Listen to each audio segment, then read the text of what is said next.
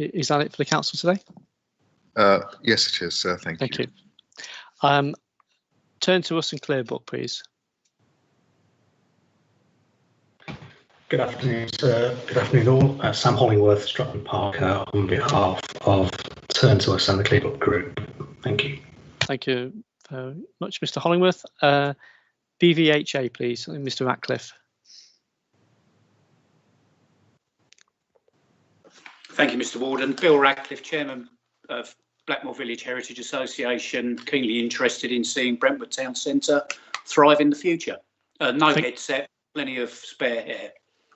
Thank you very much, Mr. Ratcliffe. And has Rosie Stowe been able to get into the meeting? Yes, I'm here. Thank you, Inspector. Good afternoon. I'm Rosie Stowe from TfL Commercial Development. Thank you. Mr. Minot is here. Yes, good afternoon, Inspector. I'm Philip Minot. I'm one of the Brentwood councillors, but as usual, we're saying that I'm not acting as a councillor when participating in these meetings. Thank you, Mr. Minot. Wiggins G Homes and Eastlight Community Homes.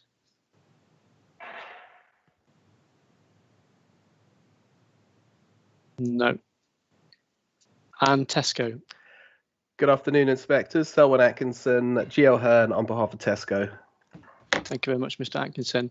Annette, you were just going to come in there. Sorry, Inspector. David Russell from Wiggins G is in the meeting. I think he was just delayed in getting to his microphone and camera. Oh, I'm sorry, Mr. Russell. Yes, I'm microphone and camera now. Okay. Yeah, David Russell, Wiggins G Homes, Eastlight Community Homes. Thank you. Thank you, Mr. Russell. Sorry, I moved on too quickly. I apologise. Okay. Thank you. Right, today we're looking at 4 sites in the town centre, and what I'd like to do, I'd like to start with one of the sites first, and then what I would want to do is then use the information that council submitted, and I think that will then help us when we come to look at the other sites. So if I start at R14, which is William Hunter Way, and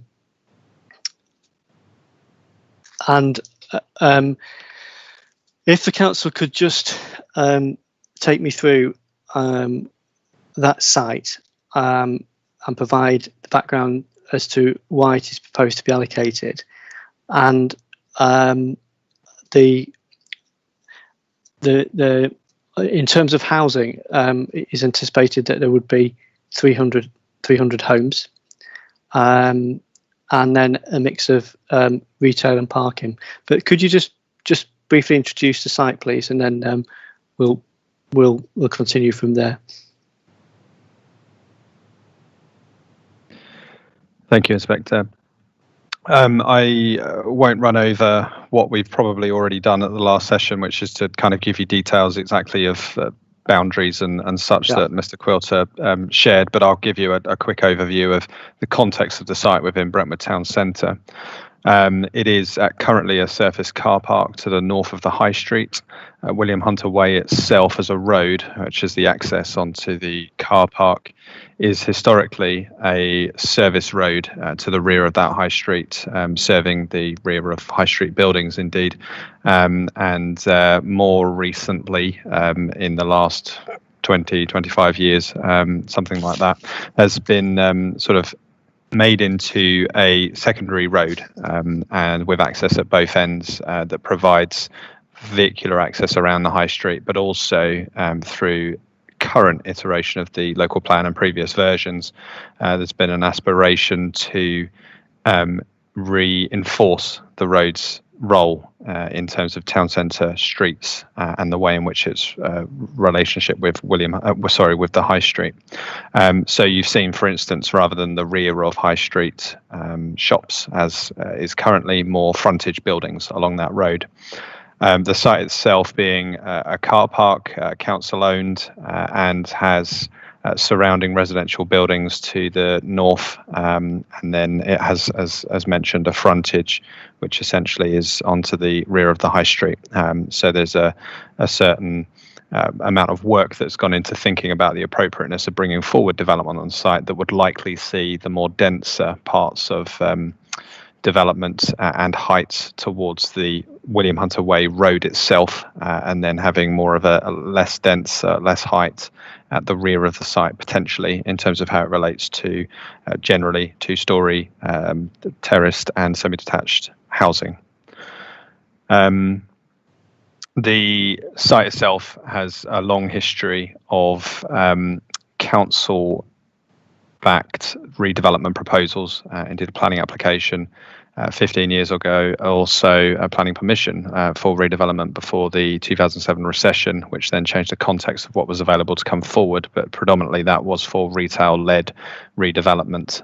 And since then, different schemes, different ideas about the way in which to best utilise the land, given its high sustainability credentials, being in very good access to the high street and other facilities such as the station and surrounding facilities, to bring forward in a more current context residential-led redevelopment. So the proposal for the site is for 300 homes, approximately 300 homes, in terms of that being a density that we consider to be appropriate, as well as other elements of contributing retail uses that then contribute to the wider aspect of having the high street being the main focus of the town centre for retail, commercial, leisure, those types of uses on site, as well as the issue for why we're back talking about this today in this session, car parking, and the importance of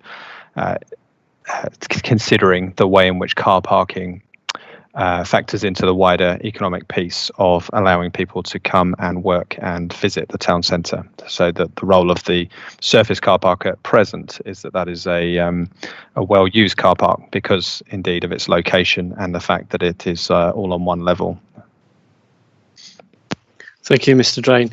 And in terms of the number of houses on the site, obviously it's would be a fairly high density scheme, and I think it's helpful in your note of F73A where you've included the illustrations from the design guide, which indicate that the I suppose the mix of uses that are proposed on the site with the flats above the effectively a street with retail units on the ground floor and then some parking behind.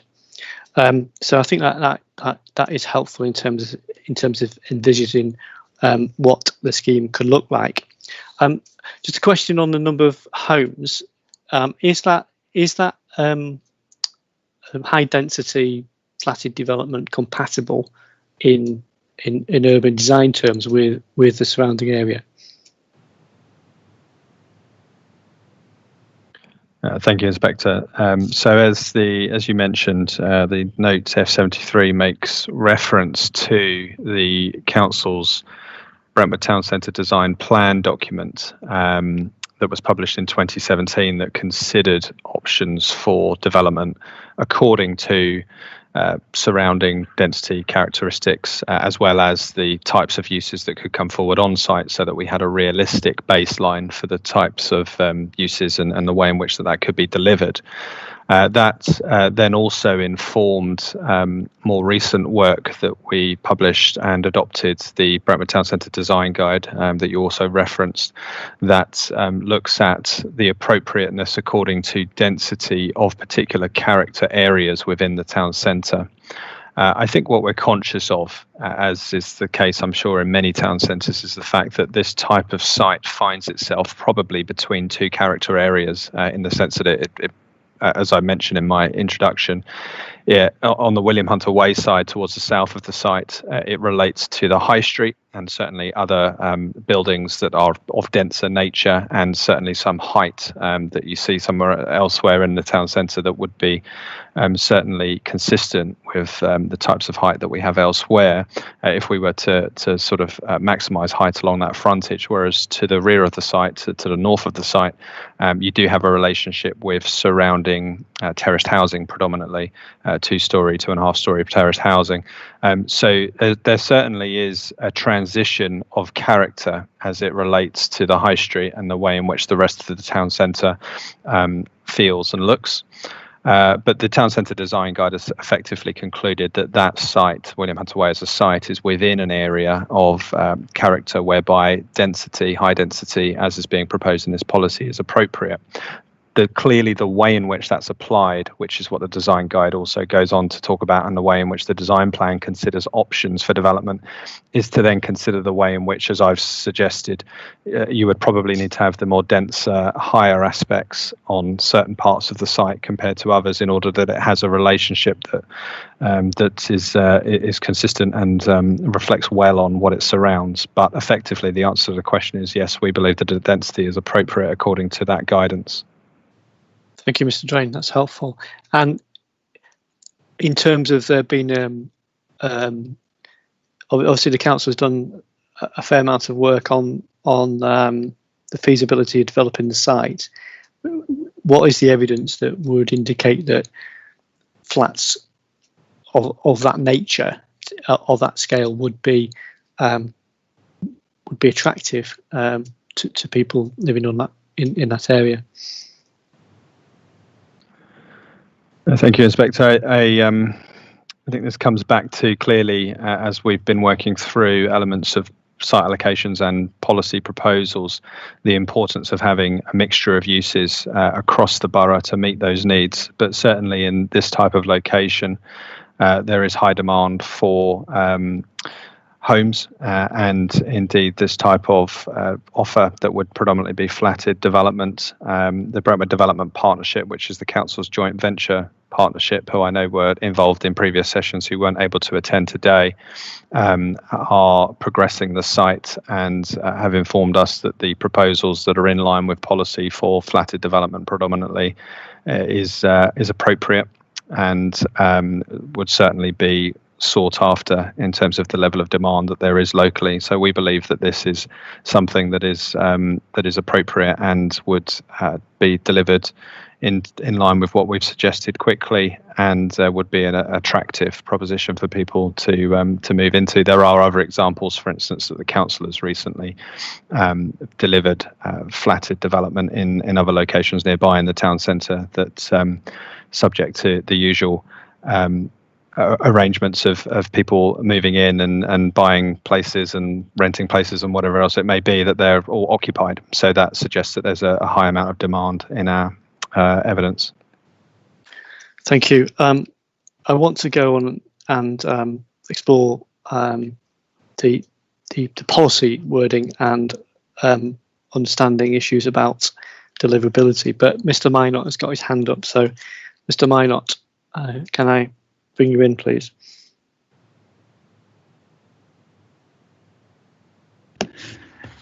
Yeah, I mean, I don't have to come in right now. If it's more appropriate or more helpful to me come in later on. But I mean, there's already a couple of comments that I might make.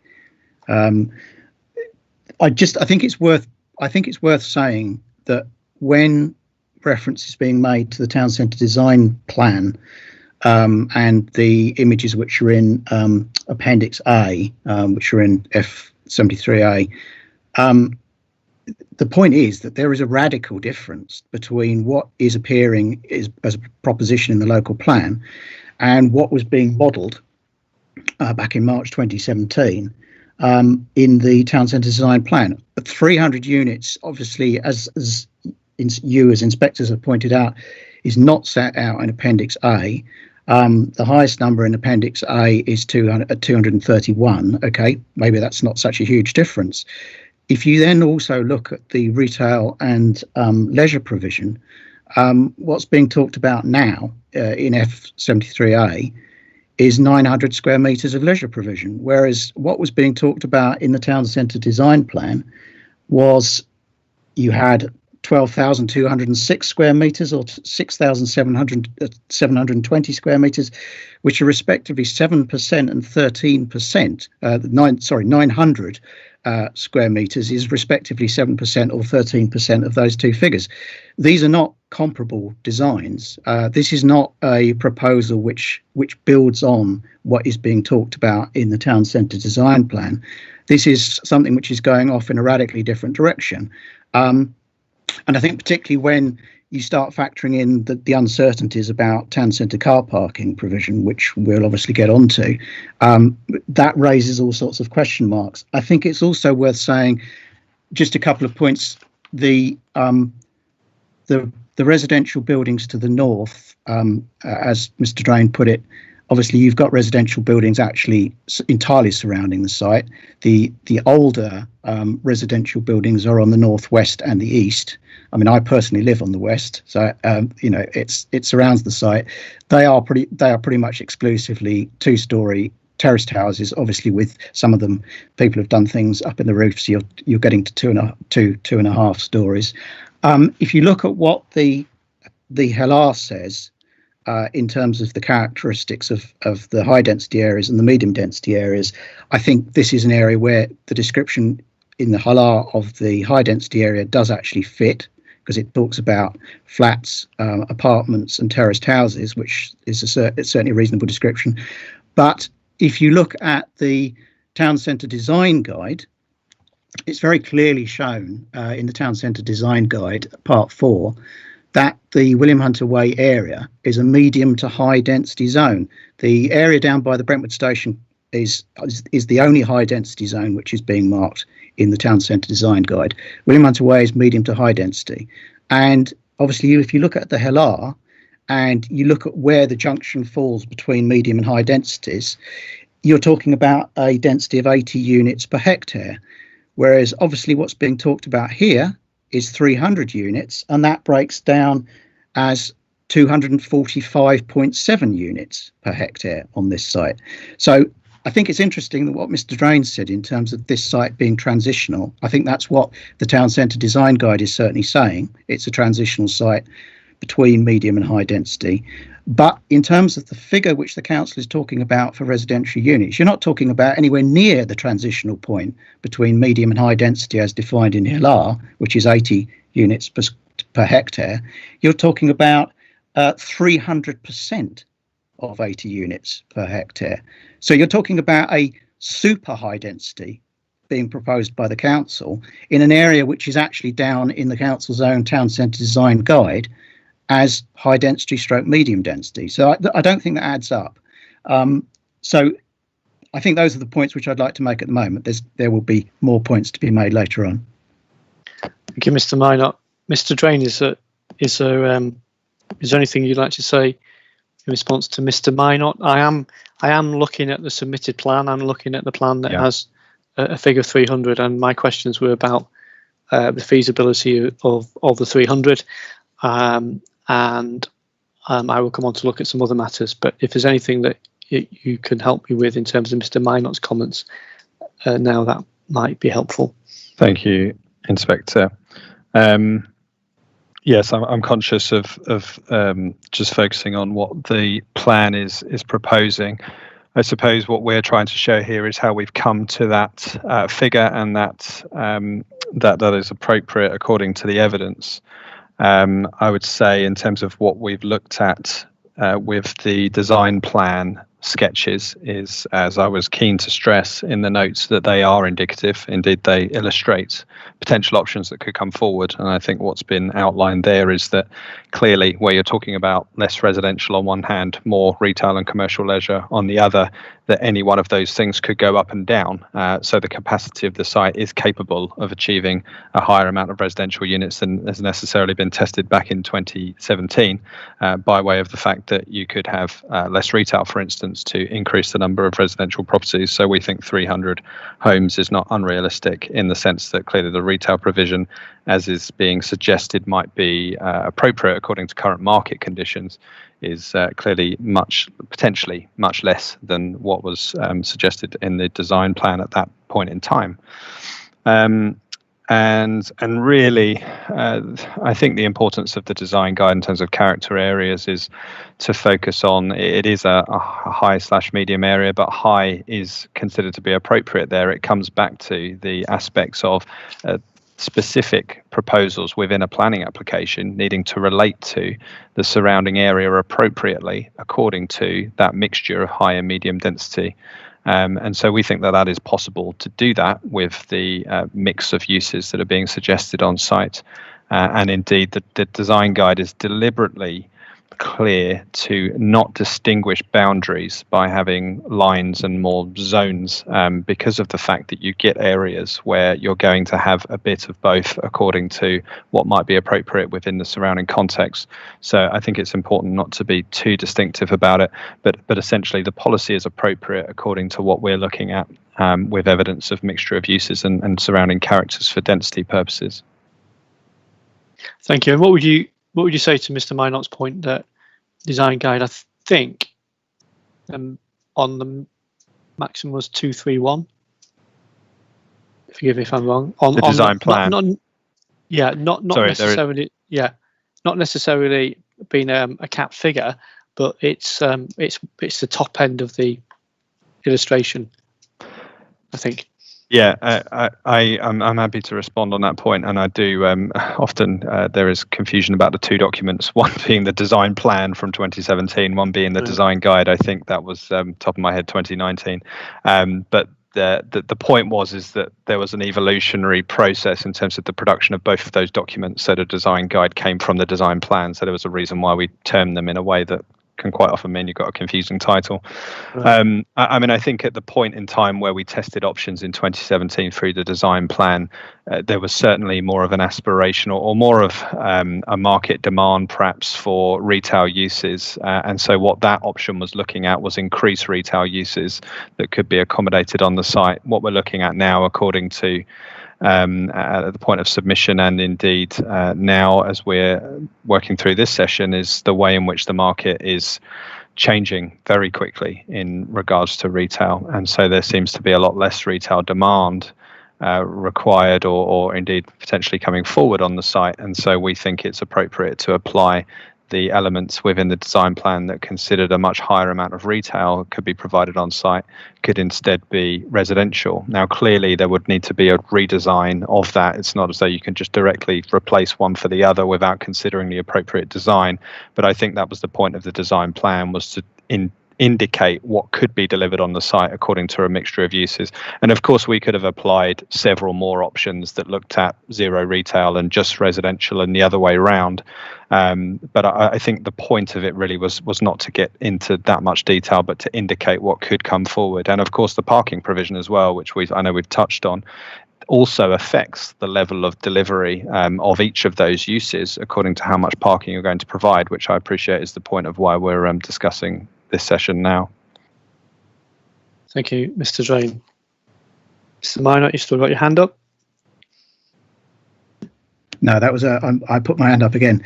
Just very briefly, I think this isn't about saying what was being stated in the design plan in terms of 231 is what absolutely has to be adhered to. I can understand that the numbers for the various elements of a scheme can go up and down, but given that the work has been done in the design plan, you've got some idea of how things would pan out with that kind of development. And in the design plan, when you're looking at 231 housing units on this site, that indicative scheme is showing an 8-storey block and a 12-storey block on this site. Now, in my entire ward, there are no tower blocks which were designed for housing. There are 2 tower blocks, one of which is a BT unit, which is offices, and there was another one which was originally offices and has lately been converted under permitted development to residential units.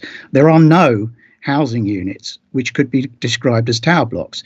There are a couple of new apartment blocks from the last 10 years or so, which are sort of 3 stories high or potentially 4 stories high, 3.5 stories high. 8 and 12 are, in terms of sizes, 8 and 12 stories are already completely disproportionate to anything that's going on in this entire ward. So again, I'm raising a question as to whether that can be described as relating to the character of this area, albeit we're only a stone's throw from the high street. It isn't the character of this ward. There are other areas in the centre of the town where you've got tower blocks. Right here, you don't have tower blocks, and 8 and 12 stories, that's only 231 units. Even if you're talking about a massive reduction in the retail stroke leisure provision, you're going to be looking at something like 8 and 12 story tower blocks. It's not going to be characteristic at all. Mr. Jane? Thank you, Inspector. I don't have much to come back on. I would just say we're talking about a different context in terms of what's been provided before, according to housing needs at that time, compared to housing needs now. We know that we have high housing needs, and we know that we need to maximise brownfield sites to meet those housing needs. Of course, that should be done appropriately according to local character, but that may mean that in appropriate locations, as we're suggesting this is, a higher density is required, which is what's being suggested. And also in terms of the ward boundary, and I appreciate the difference that in terms of the ward that this is in, but of course we've got to look at the wider context. The ward boundary is the High Street, which is not very far away, a matter of a few feet from the front of William Hunter Way frontage. And there will be other examples of tall buildings within the Brentwood South ward, which directly adjoins this site. So we've got to look at the context of the town centre as a whole. Thank you, Mr. Drain. Can I actually? I'll stick with housing before I move on to parking. But so if we look at the, we've talked about the site, the design of the site, and how you've arrived at the figures. In the housing trajectory, this site is down for starting in 23-24. And then being developed over 23-24, 24-25, and 25-26. I know a number of sites have changed in terms of how the council now sees them, but is my understanding correct in terms of that's how the position is as the council sees it at the moment? Yes, that's correct.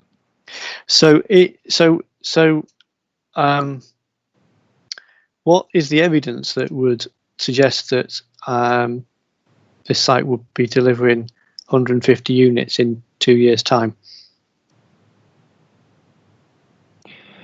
So the council, thank you, Inspector. The council has prioritised through its joint venture partnership, as I mentioned earlier, Brentwood Development Partnership, to bring forward sites within the borough, and there is a short list of those sites which are prioritised to be redeveloped.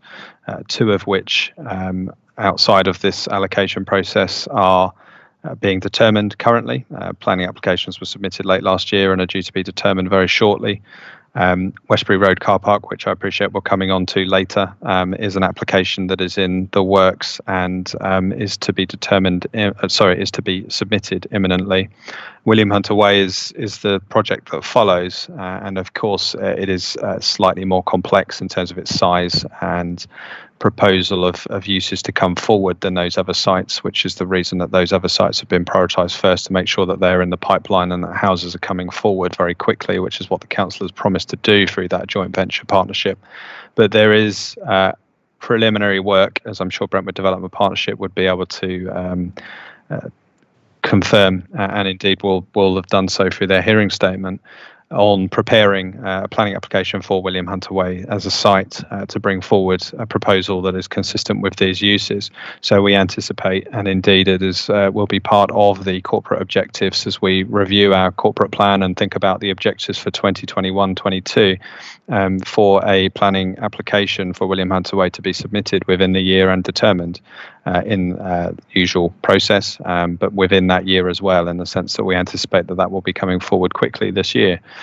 So we think it's realistic, once determined, that this is a site that's highly desirable and will be a key council objective to push forward with bringing forward the site, which has been discussed over many years, and therefore meet those timescales. And what is the rationale behind the split over the 3 years? I know that we're dealing with a figure which isn't certain. We're dealing with a figure of around 300, but what is the what leads you to split it to 150, 120, and then 30? Particularly since we're dealing with predominantly flats. Thank you, Inspector. I think that is an estimate of what will come forward. So trying to be realistic about spreading that over the period of construction, and the fact that what you're likely to see in terms of the, clearly without details, this is an assumption of what we're likely to see, which has been informed by the design plan and design guide work, is some phasing of that development coming forward according to a number of blocks that may be on site that in the end will complement each other through a single development, but that breakdown has really just been used to reflect that phased approach of bringing forward the sites. And because of that mixture of uses required, including the parking element, the estimation has been that it would probably come forward in a way that's similar to those numbers. And is it anticipated that there would be one single planning application for the whole site? Yes, the council is a single landowner. There is at the moment intention to bring forward that application as one application. And then would the council then, with the partnership, have a development partner on board in terms of a house builder or some kind of provider? Yes, this may be where I'd be speaking perhaps more on behalf of Brentwood Development Partnership in terms of my awareness of conversations that we've had with them. And of course, I can't disclose any specific conversations, but I'm aware that a development partnership, I'm sure that they would say, certainly in terms of the other sites that are coming forward, that there is a specific plan for each in terms of the appropriate way in which to bring those sites forward according to house builders, developers. And indeed, I know in this case that there are certainly interested parties to assist with the delivery of that. Thank you. Mr. Minot. Yeah, again, just very briefly, I think the thing that's worth saying in terms of the sequence of development and the viability of development of this site relatively speedily, this feeds straight into the questions about town centre car parking provision, because of the fact that you've got multiple town centre car park sites which are being proposed for redevelopment. And up until February the 4th, it was the council's intention to try and maintain the existing amount of town centre car parking. There was always some very significant logistical questions about how it was going to be possible to maintain town centre car parking whilst these sites were being progressively developed. And so that's always been a big question. And I have to say, and most of this has got nothing to do with any kind of criticism of the work that Phil Drain and his team are doing, which I regard as being very good. There has not been a clear route map forthcoming as to how the management of that process of moving around town centre car parking provision would take place as sites came forward and were redeveloped over the course of this process. That both from a town centre resident point of view and from a councillor point of view, although I'm not supposed to be speaking as a councillor, that has remained, I would say, completely opaque. We haven't seen that clear route map, and it hasn't been clearly explained how this would work. And I think, given that was already the case, and given the fact that as we've come into this inspection process, the council's policy in terms of town centre car parking provision has altered, I think you've got uncertainty on top of uncertainty there. So at this point, I would find it very difficult to be convinced that it was easily demonstrable that the sequence which Mr. Drain was just talking about is actually the sequence which could work. We haven't yet really seen a demonstration of that sequence anywhere. Thank you, Mr. Minot. I'm going to come on to car parking as I move off housing and look at the policy wording and then pick up the points made in the council's note. Can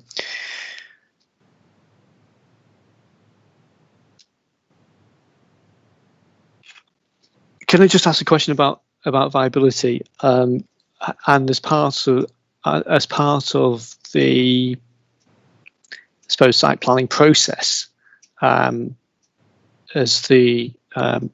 work been done on a viability? I've asked a question. You've answered the question about the likely attractiveness of the site to the market, but has there any specific work been done on viability? Thank you, Inspector. And viability assessment work that we've considered considers this site to be viable as we've set out and as we've worked through on other sessions. In addition to that, I know that through Brentwood Development Partnership, there's certainly been work to consider the way in which the mixture of uses coming forward can be considered viable. For instance, I'm sure that if a developer were promoting a site, and indeed the reason why we're discussing this subject, there may well be their position that the less public parking required and the more development more generally delivered would thereby be more attractive from a developer perspective. But of course, these are council-owned sites, and the council is looking to the way in which it can bring forward a number of uses for the benefit of the wider town centre. So I only say that because I know that there has been viability testing to ensure that the council's position in that regard is viable, because of the fact that it may not be the developer's first choice of bringing forward uses in a town centre location. So certainly everything that I've seen and that we've been looking at with regard to formation of the policy, as well as pre-application work before an application is submitted, suggests that the promoters of the site, those interested in being part of delivering the site, consider the options here for delivery to be viable. Thank you. Can I look at now the issue about car parking, and look at what is now effectively the council's proposal in respect of car parking wording, and I think that the wording that and the reason why I've started with this site is because the council has used this site in the note as the first example that could be applied to the other sites. So I think that in exploring this wording and this approach, that will help us as we pick up the other sites. But I mean, please, it probably might be more helpful for you to explain, Mr. Drain, what is behind what is really set out in the box within section F73A on paragraph 9 in the box, in terms of what could be added to paragraph A in this policy, submitted policy, and the deletion of paragraph BG, which is about the approach to town centre parking and how the levels of parking would be expected to be retained and managed. So would you just be able to explain that to us, and then we can have a discussion? So let me start this bit of the answer for you.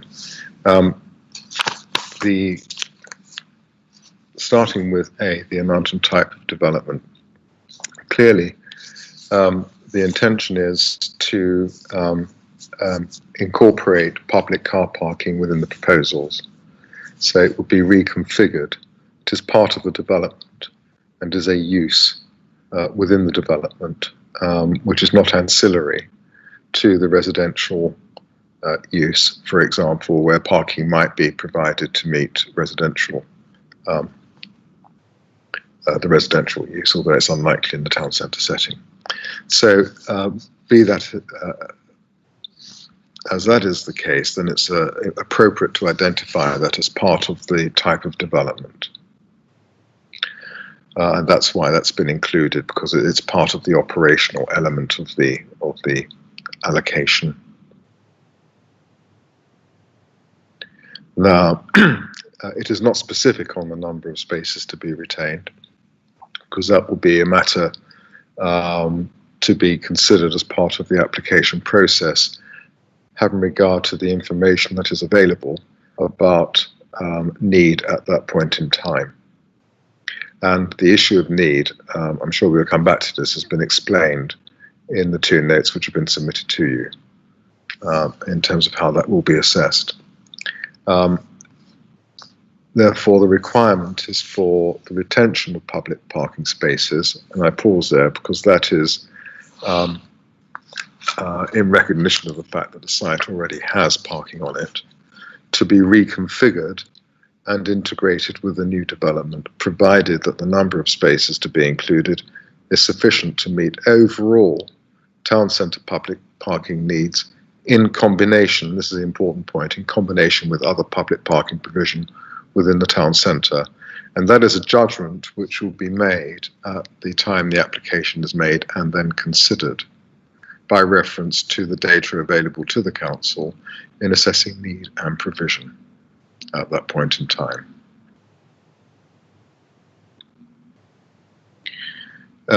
It's appropriate to deal with it that way because we are confident that existing capacity exceeds need, that it is appropriate to redevelop these town centre sites, not for surface level car parking, but more appropriately for town centre type uses, for which there is a high level of need, and as a way of promoting the sustainability of the town centre.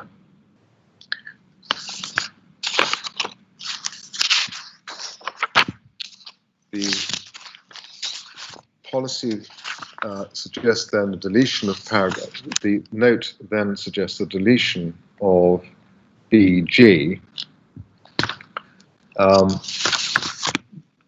G did not express very clearly the mechanism which was intended, which is now expressed in AC, proposed AC.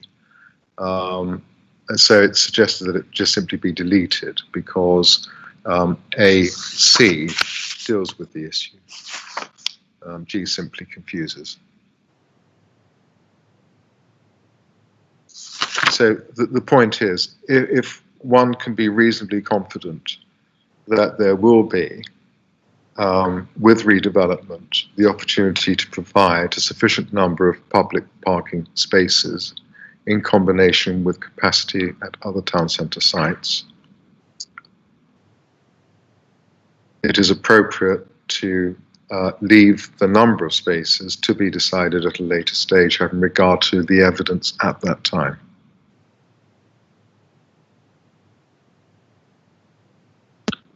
Thank you, Mr.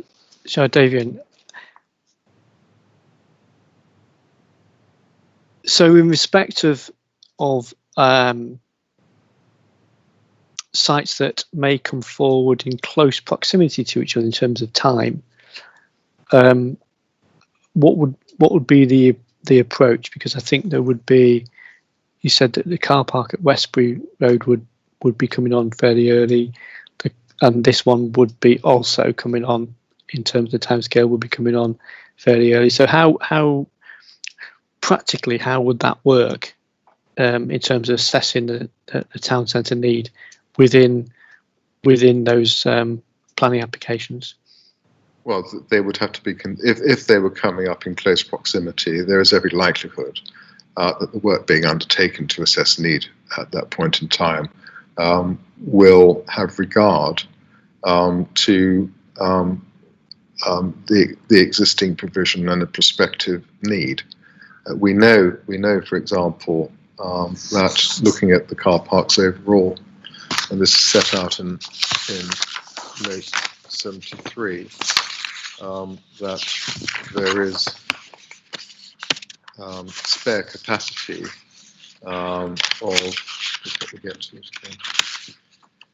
of all surveyed car parks on a Friday. It rarely exceeds, in fact, I don't think it ever exceeds 70% over the course of the day. And on Saturday, it rarely goes over 60%, and that's during the peak shopping hours, for example. So we know that there's ample capacity, and it's quite likely, therefore, that the residual capacity of other car parks will be sufficient not only to deal with the the construction phase, but will be provides, as it were, a long-term capacity to reduce the overall level of parking to meet need. Now, those don't forget that those figures are based upon recent historic levels of parking. In the future, it's seen that need will reduce. So So as a function of capacity, the utilisation of the car parks will increase over time. Now, in terms of now, I'm sorry, sir. Each site should bear, that will be a function of the number of dwellings being proposed and urban design issues. So the idea would be to maximise the use of the site in accordance with central government guidance to make the best use of the land and to strike an appropriate balance between housing provision, in the case of William Hunter Way, retail and possibly leisure provision, and parking. As with all these things, it's going to be a matter of judgment. Thank you. Mr. Minot and then Mr. Hollingworth. Yeah, so, I mean, I think we get into, as soon as we get into the area of vehicles, cars, there's all sorts of issues. This claim, which Mr. Shadaravian's just repeated, which is in F73, paragraph 5, we are confident that demand will reduce progressively. The council is relying on claims of a modal shift away from car use, which, as I've pointed out when we discussed the transport section of the local plan, central government doesn't appear to agree with, albeit central government may be argued to be talking about long distance journeys. It doesn't agree with that. Doesn't believe that that's something which is going to happen. I personally, because I'm a councillor, I've spoken to an awful lot of the residents in Brentwood North, in my own ward, and I know for a fact that a very large number of the residents, well, maybe not a large number, but a significant number of the residents in my own ward, although all of them live in walking distance to the high street, currently don't even shop in the high street. So we're in the real world at the moment. We're in a situation where people who are in a walking distance to the high street are not using Brentwood Town Centre to shop. They're going elsewhere, and obviously going elsewhere using cars. So I still have a very big question as to how the council is going to change this reality, the one that we're currently living in, to the reality that it projects, in which this is not something which is going on and a completely different set of circumstances are pertaining. And of course, if there isn't a modal shift, and there is a reduction of Brentwood Town Centre car parking spaces, this undermines the viability, the economic viability of the borough's main shopping centre, retail centre, and one would say erstwhile employment centre. And that's, I would say, demonstrably unsustainable as anything to do, given the problems with the road and junction capacity. I would say that the council is gambling on car use reducing as a way of squaring the local plan circle and bridging a credibility gap. And I think it's worth looking at the survey that is being quoted that's in F73. The car parking survey was done in February last year. It went on for the princely length of time of 2 days. We may not have actually been in lockdown, but we were already aware of the COVID situation. Difficult to remember what our mentality was at that stage. That's the reality. That was what was going on. It was already progressing in Europe. It's also worth asking what those 2 days, since they were consecutive days in February, it's also worth asking what kind of days they were. I don't actually remember what those 2 days were like, but as it happens, Storm Ciara hit on the very next day, on the Sunday, on the 9th of February. We had gale force winds and lashing rain. Now, given British weather, those 2 days before that could have been fine. But if you look on Wikipedia for Storm Ciara, it tells us that Storm Ciara hit on the 8th and 9th of February 2020, one of which days is one of the council survey days. Let's just set that aside for a moment. That you could regard that as facetious, but I think that's a very small sample upon which to be basing a local plan projection of reduced car growth. The more significant point here is that what the council's done is counted the occupancy of a number of car parks and then averaged it out across all of the car parks. And unfortunately, that begs the crucial question, because the reality is, and I think Mr. Drain acknowledged this earlier on when he said that the William Hunter Way car park was well used because of its location and being all on one level. The reality is that whilst Williamson's Way car park is well used and is very popular because it's very easy to get to and from the high street from it. It's all on one level. It's very obvious to know where it is. The multi-storey car park, which is being referred to in paragraph 7 of F73A as being the place where the car parking numbers from Williamson's Way is likely to be shifted to, the Copfold Road car park, is notoriously underused as a car park. Why is that? Well, first of all, people don't like a 1970s, 1960s, 70s concrete multi-storey car park. They find it an unpleasant environment, so they vote with their wheels, as it were, and don't park there. They also find it's notoriously the case that they find it difficult to locate that car park because you can only get to it by going through a network of relatively small roads in the town centre. So my strong suspicion, and I mean, this is anecdotal, I haven't got a counter survey, but on the basis of local knowledge and things that have been said over many years, and officers know themselves because they know the town centre, if you break down the figures which are being quoted in F73, the apparently low occupancy figures for town centre car parks, which suggest that there's capacity, the reality is that the capacity doesn't exist. The shortfall doesn't exist in the Williamson's Way car park, which was probably pretty well used on that day. It's likely that the shortfall is in the multi-storey car park. Now, you've then got to ask the question as to how responsible it is for the council to be trying to shift, or effectively saying, look, this is all justifiable because we can reduce the amount of car parking on the Williamson's Way car park, which is what's being talked about, but because only 300 public car parking spaces are being talked about on that site, and we're going to make people park in the multi-storey car park. So, in other words, the council is doing the opposite of good planning. In terms of good planning, you respond to people's existing use of the area. You can see how people behave. You've got desire lines. This is how it works. Okay, we'll give people what they want. We'll not try and pretend that what people don't want, which is to park in the multi-storey car park, is a viable option and an acceptable alternative to saying that people can park in the Williamson's Way car park, which is what they do want. So I think there's a serious concern about that, because maintaining the viability of the town centre, the shops in the town centre, the employment in the town centre, making the route network work, is dependent on maintaining the attractiveness of the town centre. And the council is essentially saying, we don't want you to park where you want to park. We'd like you to park where you don't want to park. And we think that it's perfectly acceptable to try and shift you. Well, what happens if the council tries to shift people and people say, right, well, actually, I don't want to do that. I think I'll just go somewhere else because I enjoyed parking on the ground level Williamson's Way car park. I don't want to go and park in the multi-storey car park, which, by the way, I find it difficult to find. This is well-known local knowledge.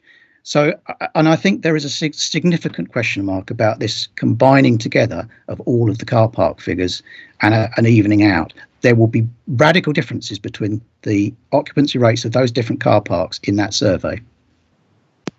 Thank you, Mr. Minot. Mr. Hollingworth.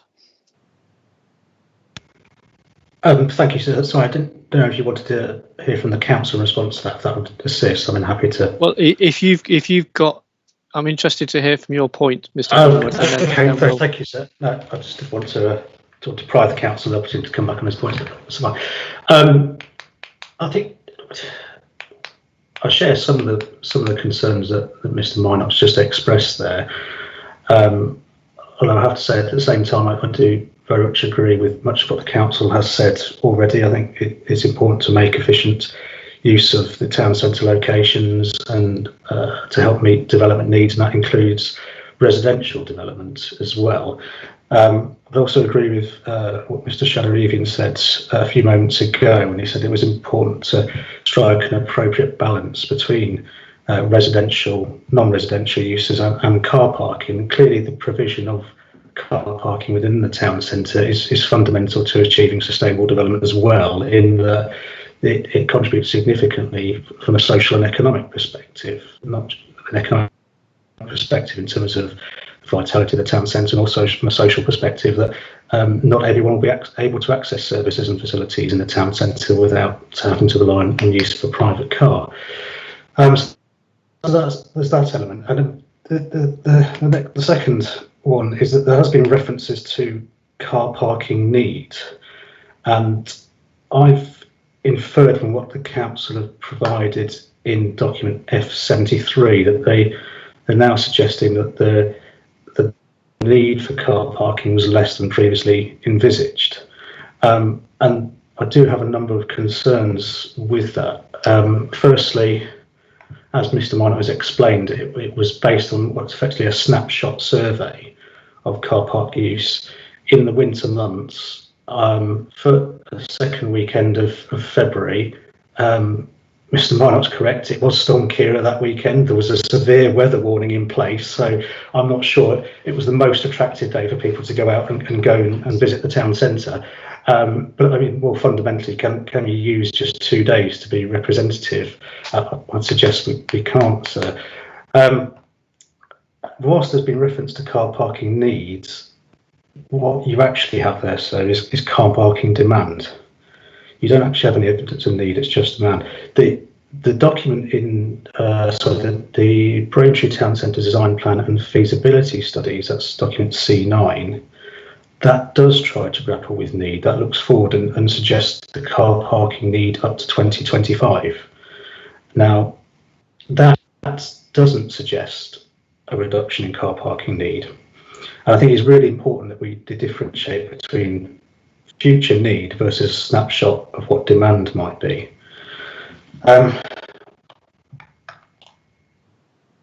Yes, and in each other case of the need that was identified within document C9, the numbers of car parking spaces required do vary depending on the final scheme.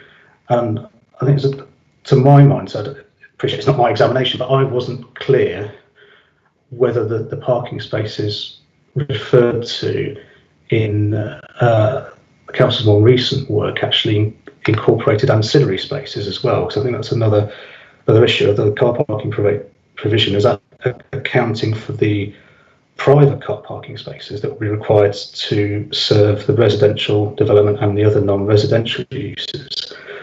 Is the figure provided not the total number of parking spaces? And I'm not clear, so that's simply a question.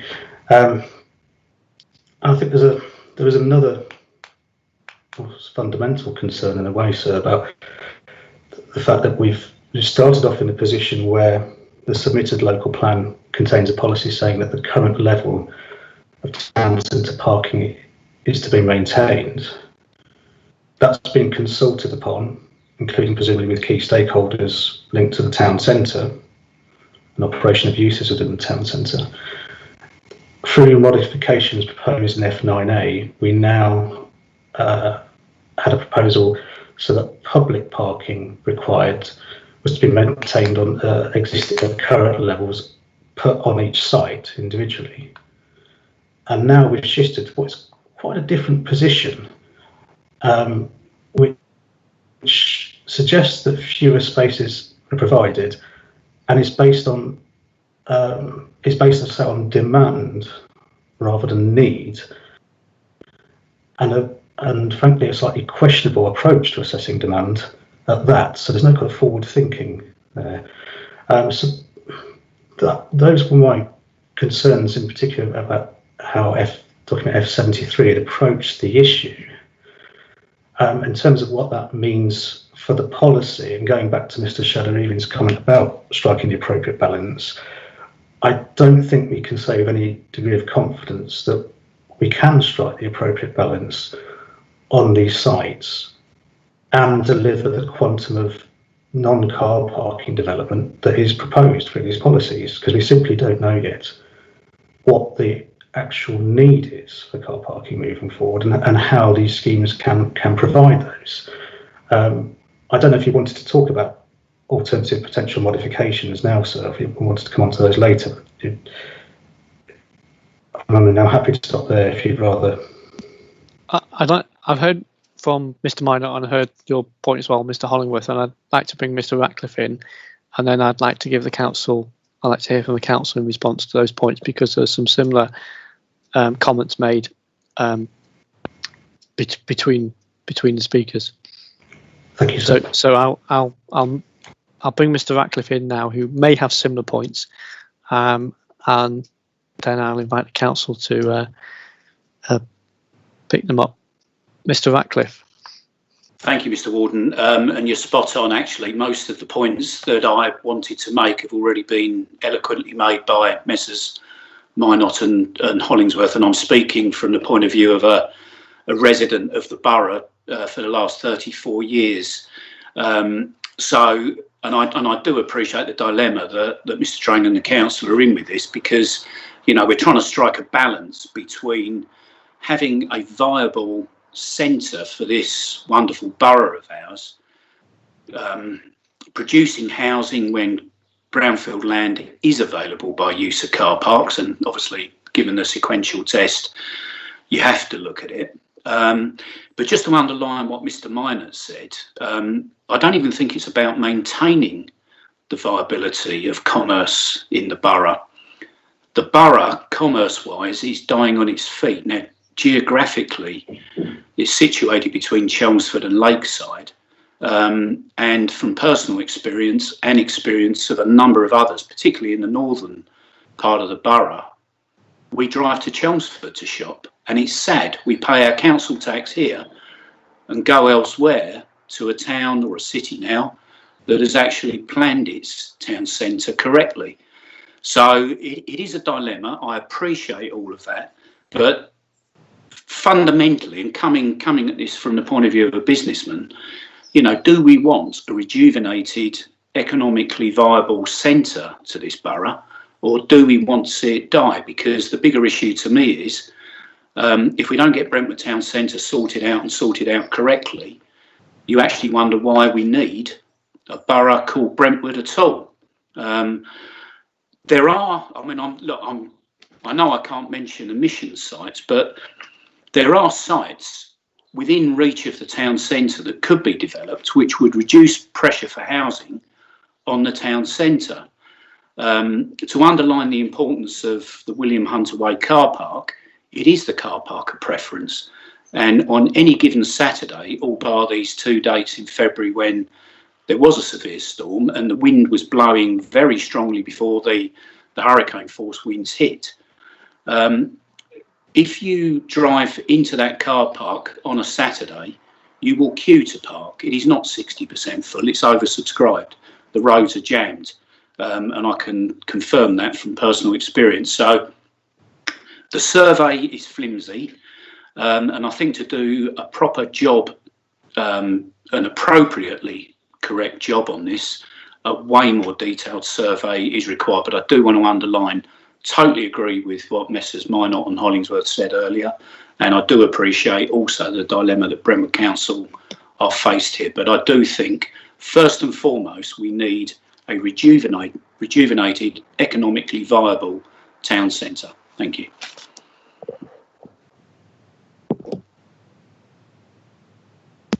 Thank you, Mr. Ratcliffe. Mr. Hollingworth, is that a hand up from before? Apologies, legacy hand. Thank you very much. Mr. Drain, I wonder whether, or Mr. Shardavian, I don't know who's going to speak. Let me come back with one policy issue by way of reference to one of Mr. Hollingsworth's observations, and then Mr. Drain will come back to deal with the substantial issues. First of all, we are examining the soundness of the submitted policy. So it therefore falls to be considered. And don't forget, the parking element we're considering is only one element of the allocation. Let's keep a sense of perspective on this. What the policy as submitted does is predicate that there is a requirement, an evidential requirement, to maintain the current level of town centre public parking spaces. And the evidence does not support that proposition, doesn't support that requirement. What the evidence does demonstrate is that this policy ought to be drafted flexibly to relate to need. Now, whether you consider need as demand matters not, because it's a question of managing available resources in order not to prejudice access to the town centre in terms of its vitality and viability, to provide parking that responds positively to those requirements, and that means introducing things like smart parking and better use of dedicated resources such as the multi-storey car park.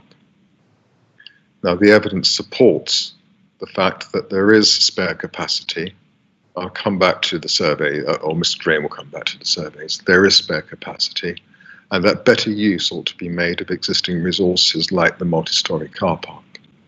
And as a driver, I don't have any difficulty in either locating the car park or finding a space within it when I've ever come down to Brentwood in the past 6 years. So I'll ask Mr. Drain to deal with the other points raised.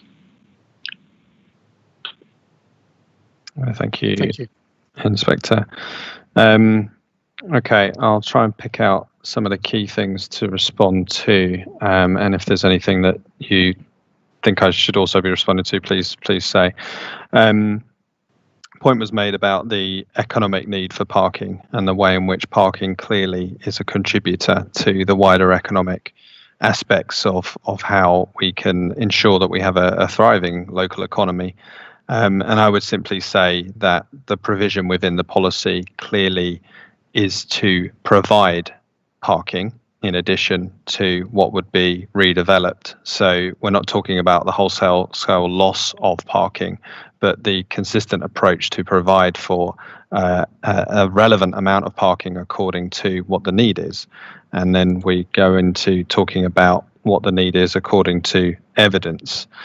And I would say that the reference being made through the design plan to look at future needs was looking really at the position from a current parking perspective and projecting that forward.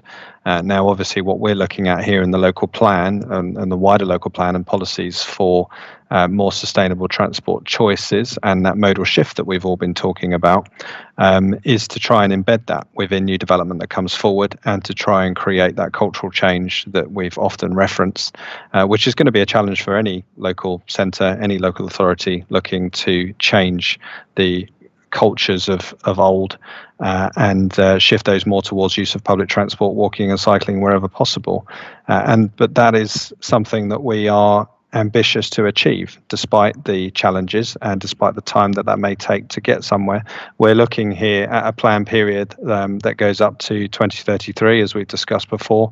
And by that end date, that is what we should be projecting forward in terms of what we think will happen and the way in which we think policies and new development will come forward to change that travel behaviour. And hopefully by that point, we'll be in a position whereby we're seeing some fruit from that, and that will continue onwards, which is the reason really for the flexibility that's being proposed within this policy to be able to monitor that and be aware of that.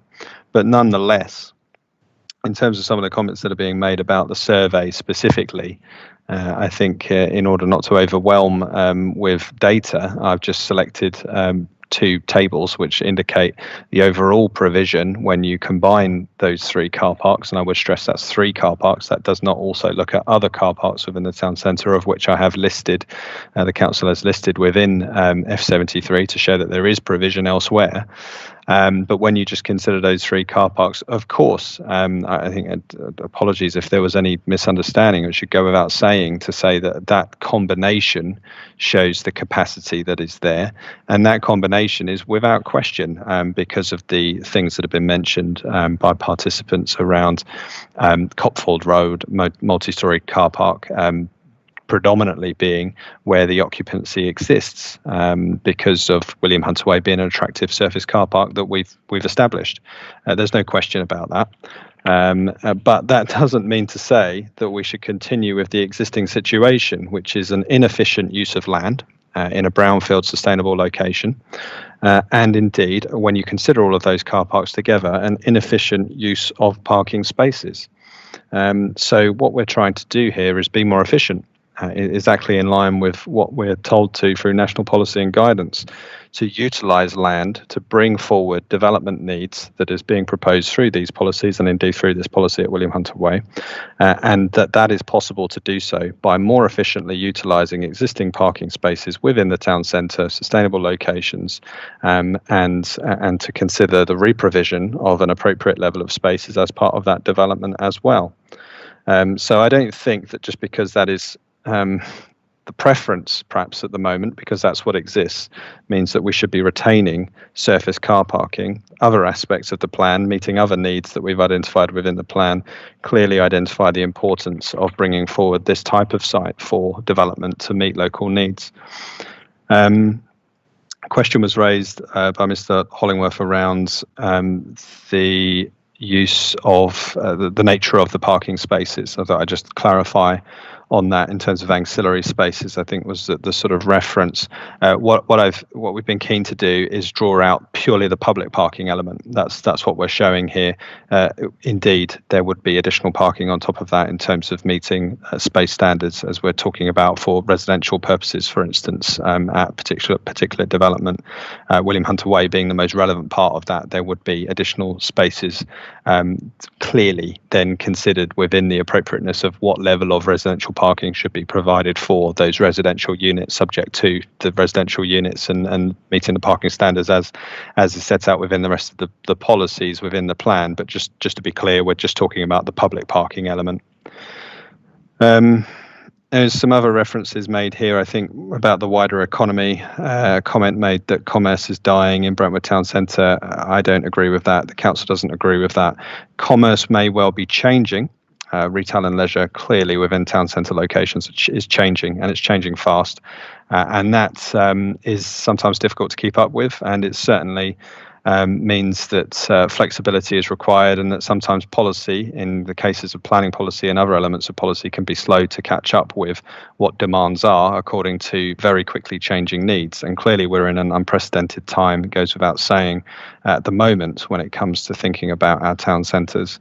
But there are very clear economic ambitions of this council to make sure that we maintain and indeed improve the local offer that there is, and to utilise the strengths that Brentwood has and the local character that Brentwood has when it comes to its economic offer, to make sure that that is in place for local residents to enjoy, and for those who need to travel by car to be able to do so.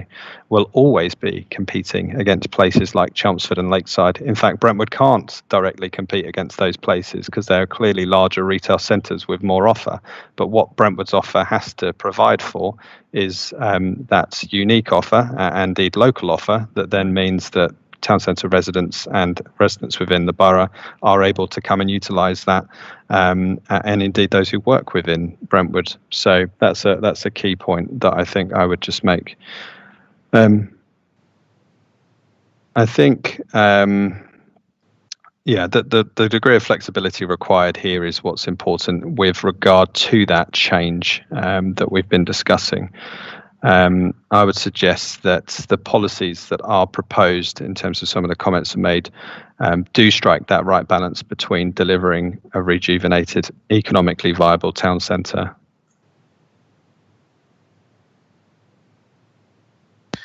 Thank you, Mr. Drain. And just picking up the point that Mr. Minot made, which I think was that the tables included in section 73A are, I think he was saying, are not typical of the position, because they were had some particular circumstances in relation to the weather on the days in which they were undertaken. Can you just help me with that one? Yeah, thank you, Inspector. I mean, certainly I think reference towards the pre-pandemic was something that was set out in the note, just in case there was any confusion, that we were looking at pandemic times where clearly demand, occupancy of car parks would be lower.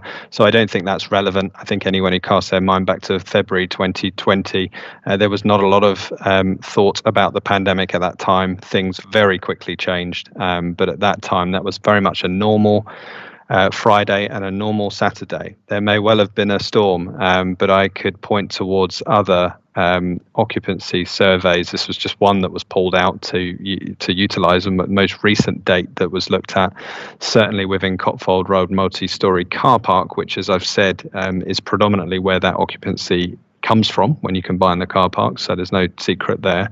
Cotfold Road multi-storey car park has regularly, over a long period of time, shown a considerable amount of occupancy at peak times in that same way. William Hunter Way, Chatham Way car park as surface car parks near to the high street, as we've said, are well used. That's clear. But when you combine those three together, those are what the statistics show. And so broadly, that's why I come back to the point about trying to be efficient with the use of spaces when we consider all of them. But I don't consider that those surveys are particularly abnormal in terms of weather conditions or a particular situation on those days. People still in this country, as far as I'm aware, tend to come out and do what they want to do, regardless of the weather. Thank you. Mr. Minot and then Mr. Hollingworth, please. Yeah, I think something which is worth saying here, in terms of what Mr. Drains just said, I mean, I would like to underline the fact that this is what I'm saying in terms of town centre sites, this site in particular, is not me coming from a position of saying the council should not be developing town centre sites, should not be looking at those sites first. The whole trajectory of saying where are your sustainable sites, where are your brownfield sites, completely understand that. That is perfectly reasonable. That's what, you know, national planning guidance is saying that ought to be done. But that clearly doesn't mean that you can simply do anything on those sites. You have to come up with reasonable propositions on those sites. And I've got a concern. I mean, it was something I was tempted to say when we were talking about the transport issue. I've got a concern that there's a bit of a circular argument in terms of sustainability. The town centre sites are essentially, you know, demonstrably sustainable sites given their location. That's assumed. The council's explanation as to how those sites can be viable in terms of their impact on the transport network, given the problems that you can see when the transport assessment is done. The transport assessment says the capacity issues that you see at the junctions will disappear because we will move to sustainable modes of transport. So they're sustainable sites. They can be justified by a modal shift to sustainable modes of transport in the town centre. But as we were seeing in terms of the transport discussion, there's a real lack of evidence as to how that move to sustainable transport is going to occur. I think just one brief thing in terms of the town centre design plan and the comments. I mean, I very much welcome the fact that Mr. Drain is fully acknowledging the attractiveness of William Hunter Way as a ground level car park, which is why people are using it, which is why it is the most popular town centre car park. Obviously, when you look at the town centre design plan, the indicative options which are shown in the town centre design plan for that area are all including the car parking as underground car parking, which clearly is going to radically affect the nature of the car parking provision on the William Hunter Way site. That could well have a radical effect on whether it's an attractive place for people to park anymore. And given that that's the most attractive town centre car park, I would say that's something you do at your peril to basically, you know, sour the water, poison the well with the place that people actually do want to come to Brentwood. When they do want to come to the town centre, that is the car park they want to use out of preference. So it's not a brilliant idea to say, right, we're going to make that a less attractive proposition and hope you go somewhere else than town centre, when obviously they've got other options. As Mr. Ratcliffe said, they can go to other centres. They don't have to come to Brentwood. And I think also there's a more general point here. When you're looking at this over the course of the local plan period, these things work. The quote unquote sustainability, the sustainable transport option works over the plan period, maybe if people really are changing their behaviour. And I personally, as I said before, I would like to see this happen.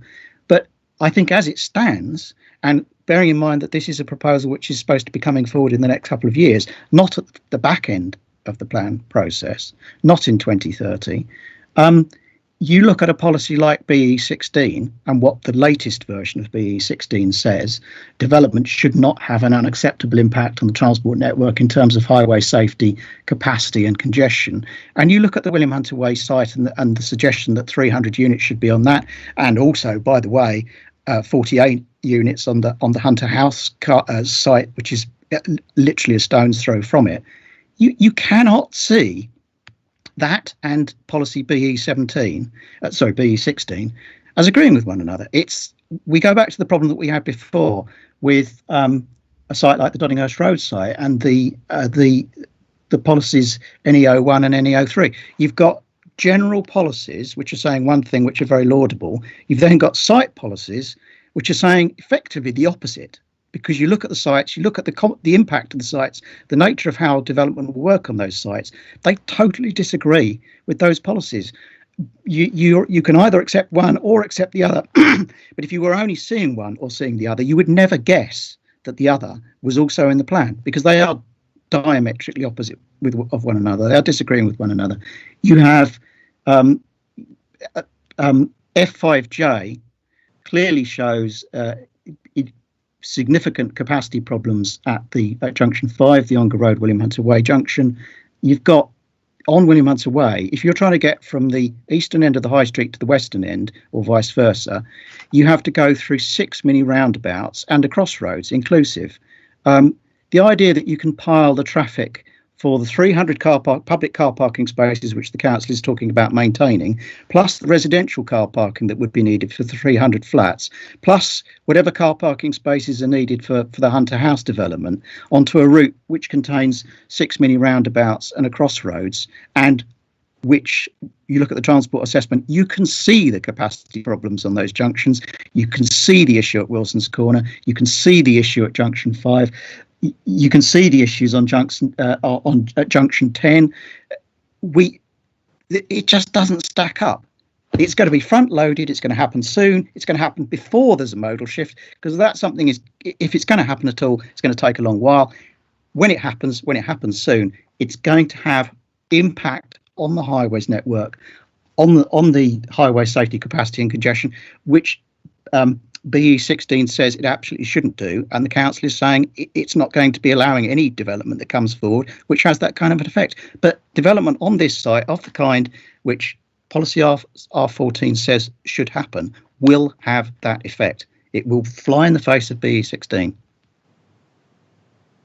Thank you very much, Mr. Minot. Mr. Hollingworth, and then ask the council to respond. I've got a question myself. Mr. Hollingworth. Thank you, sir. Just on, well, again, I would agree with what Mr. Shedder-Evening was saying in terms of the need to look at the policy and its soundness. And again, I would agree with its objectives there in terms of making use of brownfield site in a town centre location, at the same time re-providing parking. But of course, in looking at the policy soundness, we also look at whether it's deliverable. And I think that's the main issue here, in my view, because can you actually provide that quantum of development and meet parking needs? And the only evidence I've been able to identify that's before you, sir, of car parking need is within Appendix A, page 21 of the Brentwood Town Centre Design Plan and Feasibility Study, which is document C9. Now that expressly seeks to quantify the number of spaces required at each car park, and I quote, to support the town centre in 2025. And that suggests 372 spaces are required at William Hunter Way, 90 at Westbury, and 113 at Chatham Way. I think the key question, sir, and I don't think the council provided evidence yet to demonstrate it does, but the key question is, can the development take place as per the policy, which would include having to re-provide those car parking spaces at that number? And I appreciate what Mr. Drainer said about there being other surveys, but they're not before us, right? If there are other surveys, we need to see that, frankly. So fundamentally, it seems that the council is trying to have its cake and eat it. It wants the residential use and it wants the car parking, but we've seen no evidence it can have both, not in a way that would actually provide sufficient car parking to support the town centre. And it frankly seems that one of those two factors has to give. And to do that, I think if it's the car parking that gives, then I'm not convinced, and particularly given what others with more local knowledge have said, that would be politically palatable to local businesses. And linked to that, so I think there is a question mark over the policy as proposed to amended about how a decision maker is supposed to react to that, because they're effectively saying, well, you've got to have X quantum development and you've got to re-provide for the needs of the town centre in terms of car parking. Well, how are they going to do that? There was reference to the latest surveys provided, but how's a decision maker going to balance those, particularly if it's not going to be possible to deliver both, to have the cake and eat it, so to speak. Thank you, Mr. Hollingworth. I wonder if we could pick up some of those points, but Mr. Drain, if I could just, or Mr. Shydavian, as whoever is able to answer, but we adjourned the last session because we were unclear about what the council's position was in terms of the approach and the operation of the policy. And the council has now provided some more helpful information in terms of how it expects the policy to operate. And in respect of the criterion C, my understanding of the operation of that policy would be that the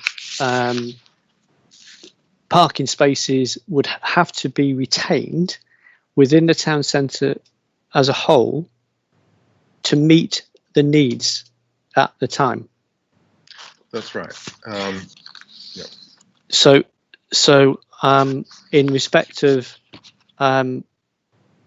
a particular development not meeting, having less parking spaces than it has now, the policy is a more town centre-wide approach based upon the assessment of need at that particular time.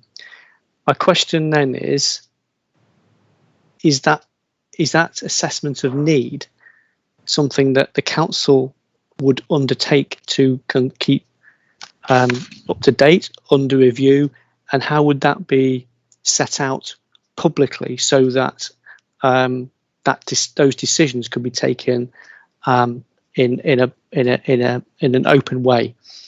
Yeah, you're right about the way in which the policy would work in those circumstances. And before I go on to address the very last bit, let me just by way of general response to the comments you've had, we're not proposing here to get rid of parking on these sites. We're merely attempting to bring forward appropriate development proposals in line with central government policy to make more effective use of these very important sites. Bringing people into the town centre will also have the benefit of supporting its vitality and viability. We're not saying we're not saying these sites should lose their function as town centre parking areas. Clearly, we're not doing that. What we're saying is we can incorporate the parking and to a sufficiently high level to maintain sufficient provision to meet need, as you say, on a town centre basis. And that takes into account spare capacity in the multi-storey car park, substantial spare capacity. And I appreciate that no one's attempted to deny that that is the case. Now, so far as testing need at the appropriate time in the development management context, there is a corporate, and this is not a planning issue, this is a corporate issue which concerns the council in terms of making adequate provision for parking or taking political decisions about what the level of parking should be having regard to environmental objectives. And that is work which I understand has been undertaken and continues to be undertaken and reviewed from time to time. And I'm going to ask Mr. Drain to tell you how that process works, how public it is, and how that information would feed into the development management process. So if you could do that, Bill, please. Thank you, Inspector.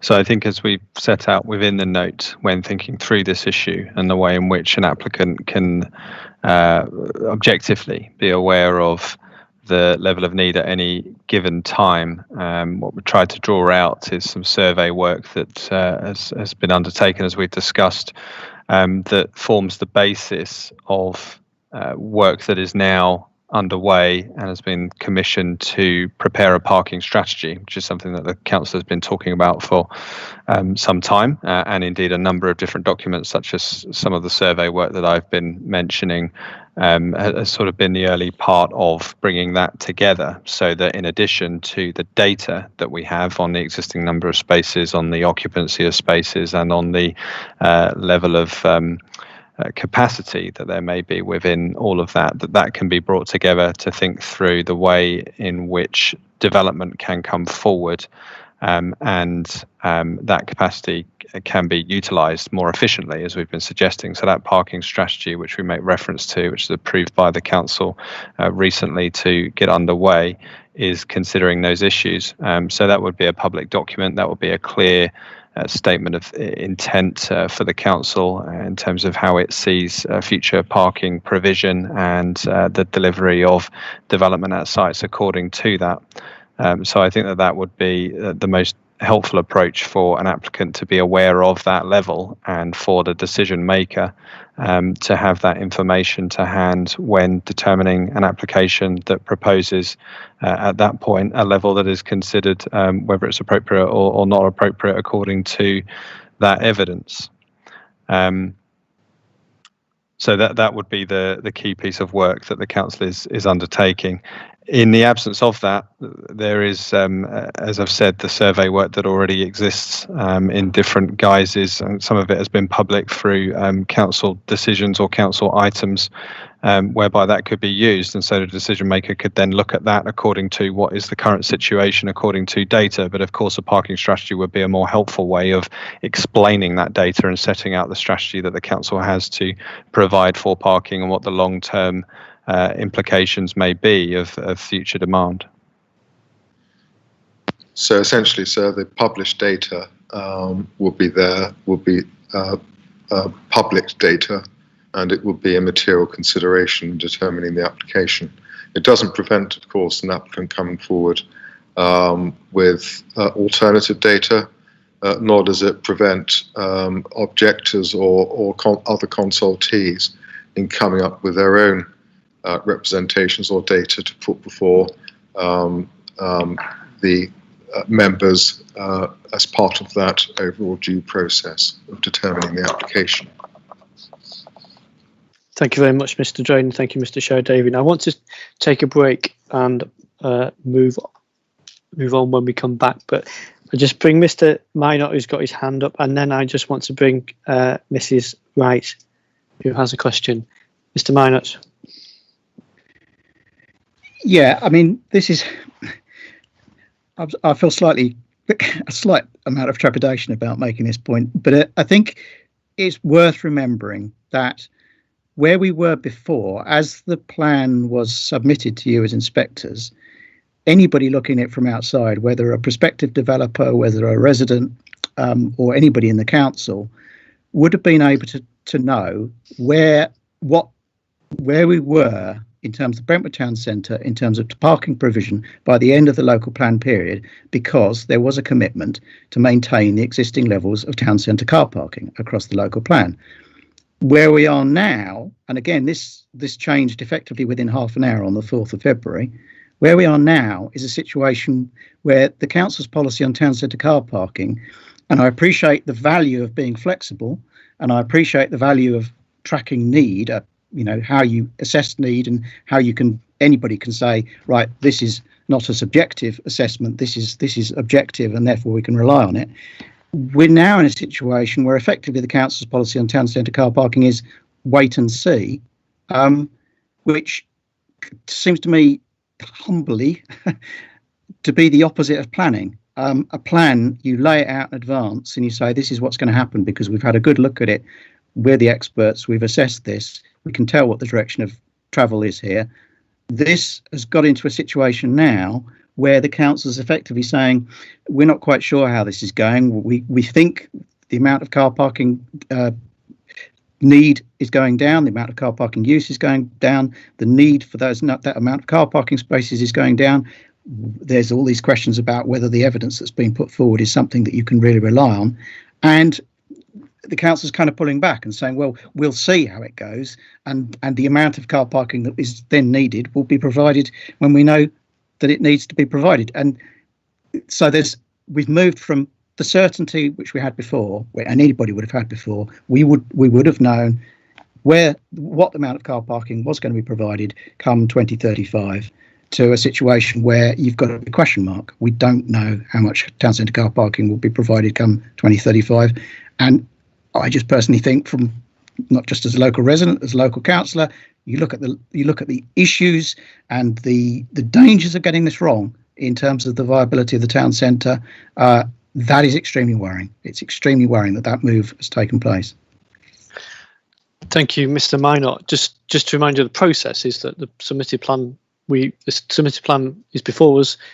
We, as inspectors, had some concerns about the wording of the policies, and so we asked the council to come back. That is not a modification. It's not a modification. It's only a modification once we as inspectors consider what our approach would be, and then that modification will be taken forward and will be subject to public consultation as the plan moves towards adoption. So we're in discussion and consideration of suggestions. Now, Mr. Hollingworth, I'm going to bring in Mrs. Wright, but is your point very brief? Very brief. So just on the point about consultation on main modifications, presumably that would be our standard, which would be really a very focused, short written periods, short period in which to make written representations. Whereas I think our concern here would be due to the number of different stakeholders and the potential ramifications. It would be, how have local businesses and other stakeholders with an interest in the town centre been engaged in this in a more sort of proactive way rather than a reactive. You have X number of weeks to make a written response about this. I think that would be the concern here, sir, from my perspective. So, well, the modification process will be fully in accordance with the regulations. I think that's, yes, exactly, sir. Yeah, thank you. Mrs. Wright. Thank you, Mr. Warden. Just a couple of queries, and you'll be pleased to know that it's based on deliverability rather than car park spaces. So we'll move off that element for a while. Just on the deliverability and the wording that's set out in the policy as submitted. Policy R14 William Hunter Way requires a comprehensive master plan to be developed. And I wanted to understand where the process is in producing that, and how does that impact on the timescales in terms of the trajectory that is set out in F26 at the moment. And then on the back of that, and this is something that we will be looking for councils probably further for the council to further have a look at when we come to discuss matter 8, is we will be looking at the trajectory in more detail. Again, where is again, we need to have the confidence on deliverability. So Mr. Warden quite rightly brought up at the beginning about deliverability and how in 2 years' time 150 dwellings will be completed on this site, be they flats. We know that flats can be delivered quite quickly once the building is up, because it's the actual building itself that needs to be built, but that can take longer to actually get off the ground and to actually get, because you have to build the entire building before you then actually get any occupation. You can't do it one unit by itself. So my query, and I'm not necessarily wanting an answer on this one now, is that you do take that on board when we come to discuss matter 8, and we'll be going through each site in that way to look at, because at the moment we don't have any evidence to show how that can be delivered in 2 years. But also this element of if you can answer the question about this comprehensive master plan, what does that mean? Obviously, it won't be to the same level as a strategic site such as Dunton Hills, and what progress has been made on that if an application is imminent. Yeah, thank you, Inspector. And if I just take those in reverse order, because I think it does relate back to your original question, we'll certainly look at the trajectory. We understand the concerns or the questions that you have around how that can be delivered in that time frame. And obviously, what we would need to think through is the anticipated timeframes for submission of an application and the way in which we then get to the point where construction starts and it can be delivered relatively quickly in terms of what you've just said there, which we agree with. And that does come back to that point around master planning. So on an update on that, the requirement is for the application to have a master plan as part of the application materials to indicate the way in which these issues that we're discussing through this session have been considered, given the importance of this site in relation to the rest of the town centre. So I think that's the point, really, as for the applicant to respond to the number of evidence documents that we have around the character of the area, the way in which development should come forward to respond to that character, but also the way in which the uses on site should contribute to the wider town centre wellness or economic viability, if we can put it that way. And that's certainly been a focus of the work that we've been looking at with this site, is to make sure that when development comes forward that it doesn't detract from the rest of the high street, which is very much part of that question around the balance of retail provision, for example, and making sure that that provision is correct according to the rest of the high street and supporting the rest of the high street. So the master plan is as much about responding to those points, the public realm element, the way in which the site will relate physically to the rest of the town centre. And in terms of progress on that work, I know that through the pre-application work that has been done, that encompasses answers to those questions through the proposals that are being made. So that would be the master plan as part of the application work. So it is happening in train with the preparation of application materials. So one hasn't. So the master plan hasn't been produced as yet, but nothing concrete has been produced as yet, but it's in the process of being produced. Yeah, nothing is public in terms of what has been produced. It's in the process of being produced. It will relate back to what we've been discussing earlier, the design plan and the design guide, which I think gives an indication of the council's thoughts about how a master planned approach to these sites, and specifically to William Hunter Way, can achieve the various aspects that we're trying to achieve through development here. So the council may well, just more broadly, outside of just this site, although this site is relevant within this context, the council, I think, through those corporate objectives that I was talking about earlier, as we're setting at the moment for the year ahead, we're also thinking about the way in which we can, alongside the parking strategy, alongside the individual master plans that will come forward for these sites, think through some further work that takes the design plan as published at the moment further to think about the way in which these sites need to relate to each other and benefit the town centre. So that's separate from the master plan required of the application, but just for context, that's the type of work that's going on at the moment, but it's not in the public domain at the moment. So in terms of the amount of time, I suppose I'm looking at the deliverability and the timescales and the lead-in time. A master plan can be quite a lengthy process depending upon the size of development and exactly what is expected from a master plan. So in terms of, will it impact on the timescale of bringing in the submission of a planning application, and then obviously determining the application and getting it on site and 150 dwellings completed by 2 years' time, or 2022, 2023, 24? Yeah, thank you, Inspector. As mentioned earlier, I mean, we're confident that the work going on at the moment can come forward to mean that we'll have a submission of application in the next year, within the year, and therefore that those timescales can be met. However, very much taking your point towards the session that we will be looking at trajectory, we will look at that according to what we know is currently coming forward, the requirements of the application that will be on the application in terms of that master planning work, and reflect on that for the trajectory.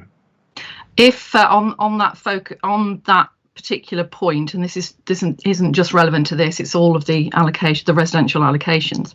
If you can focus on the definition of deliverable in the framework, which is very specific, we will be coming to that. So if there is any, as the NPPF definition says, there needs to be the provision of clear evidence that housing completions will begin on site within 5 years to be within the 5-year supply, and these sites are proposed to be within it.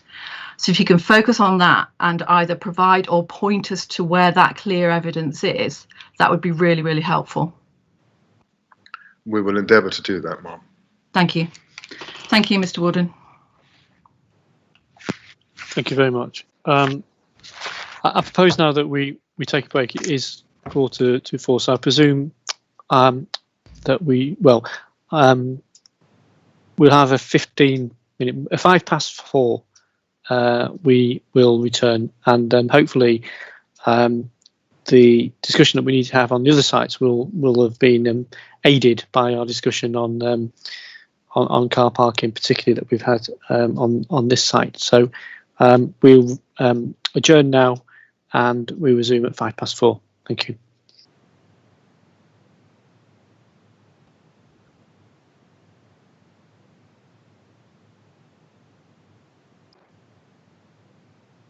Annette, are you still online?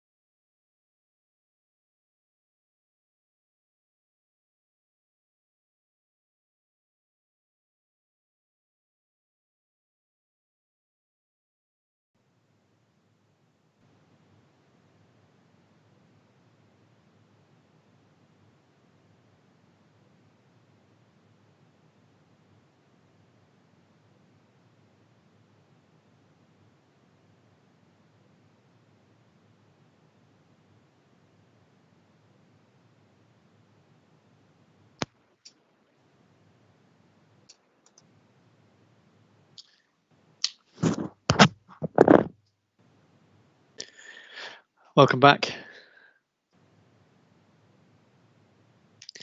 Mr. Sherry-David, your team, are they all back, or are they still getting cups of tea, or picking themselves up off the floor? Actually, we've been consuming vast amounts of a Diet Pepsi. The team having been supplied with a whole load of it, we've felt duty bound to consume it. So we're raring to go, full of caffeine, sir. Excellent. We're all here. Okay, thank you. Could I move on from William Hunter Way and look at, and I want to turn to the station car park, and can I please invite the council just to explain, because in your note, I think now from what I understand is that you are suggesting that the site should be capable of accommodating 200 homes instead of 100, and I think that comes out of discussions or points that TfL have made, and I'd like to hear from TfL on that. And then I've got some questions about the boundary and the policy. But if I can hear from the council to start off, please. And thank you, Inspector. So yes, as you've indicated, since our last session on this matter, we have had further conversation with TfL and are aware of the proposals that they have, and indeed the option work that they've done to look at what the site can bring forward. And in terms of that overall ambition, or not so much an ambition, but perspective that commuter parking can be retained, it's clear that from TfL's perspective that more homes can be accommodated whilst continuing to retain the amount of commuter parking that is there. And so we feel that the figure of 200 homes is a more realistic reflection of what can be accommodated whilst being aware of what the policy requirements are as drafted. And in that sense, we're also aware that there may well be additional homes delivered on site according to an appropriate scheme that comes forward, but certainly TfL's perspective that higher density, which would be in accordance with the local character and indeed local guidance, would be appropriate and therefore could deliver more homes. But from the perspective of the fact that a detailed scheme is in terms of coming back to the points about trajectory, still further away off than what we're looking at with some of the council-owned car parks, we're in agreement that a figure of 200 homes is a more realistic reflection of what the site can bring forward.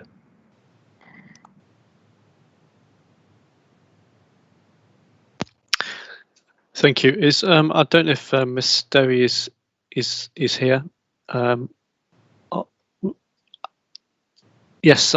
Yes. I wonder whether there's anything that you wish to add to what Mr. Rayner said, Ms. Derry, in respect of the suggested change for the number of dwellings on site. So thank you, Inspector. I think, as Mr. Rain said, we'd had a discussion about it, and from the initial feasibility studies that we've undertaken on the site, the 200 homes is in line with the sort of the outcomes that we were finding from that. But I think also from an evidence-based point of view, the 200 homes brings it in line with what you would get if you equated the density per hectare that is set out in the density matrix in the town centre design guide. So it all seems to align in a much better fashion if it's the 200 units. I perhaps I'd be interested to understand, or we have discussed whether there was any potential for it to be a minimum, and I believe the council are interested in it being phrased as an around. So from our perspective, we probably still would prefer it to be a minimum, but then the 200 is still, as I said, more akin to what we are finding from our feasibility study. So it's a good basis to start from. I think it's a reasonable figure to put into the plan. Thank you. The use of the term "around" is common across the figures within the plan, because what we're trying to do is trying to get an indication of the scale of the development on each site. In terms the submitted trajectory for the site, it was very late on in the process, 29, 30 and 30, 31. Does that change, or what would the 200, would it be 100 and 100, or would it be a 50, 50, 50, 50, or what would be the assumptions in terms of that trajectory position? So we would still have to undertake more work and look at what the phasing would be. There might be some need to phase it around parking, whatever the parking requirements are. So I possibly couldn't say what we would envisage it coming forward at this point in time. But the reason that it is further at the end as well is our ongoing discussions with Network Rail, who are the landowners. So that'll all come out as part of those ongoing discussions and further feasibility work.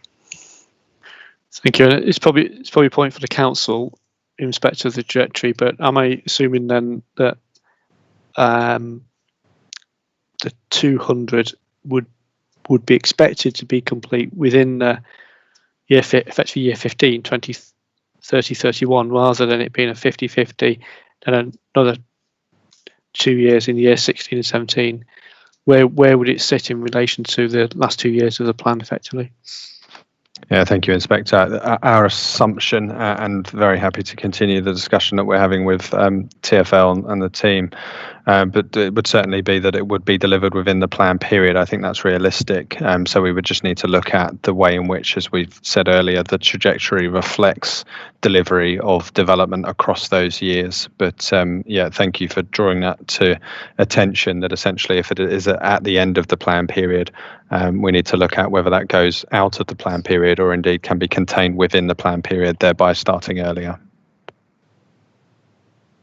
Because for the points that Mrs. Wright made earlier, then it's important for us when we look at the trajectory for the whole plan, where we are on these sites where changes have been suggested. Can I look at the boundary change that has been proposed, and this would effectively, as council's proposing, be an amendment to the boundary within the submitted plan, and we did talk about this in the session when we went through the site before. But the boundary, as and I'm looking at the F69Q, the statement of common ground, which has got the submitted plan boundary and the suggested boundary from TfL. And is that the boundary that the council would be advocating?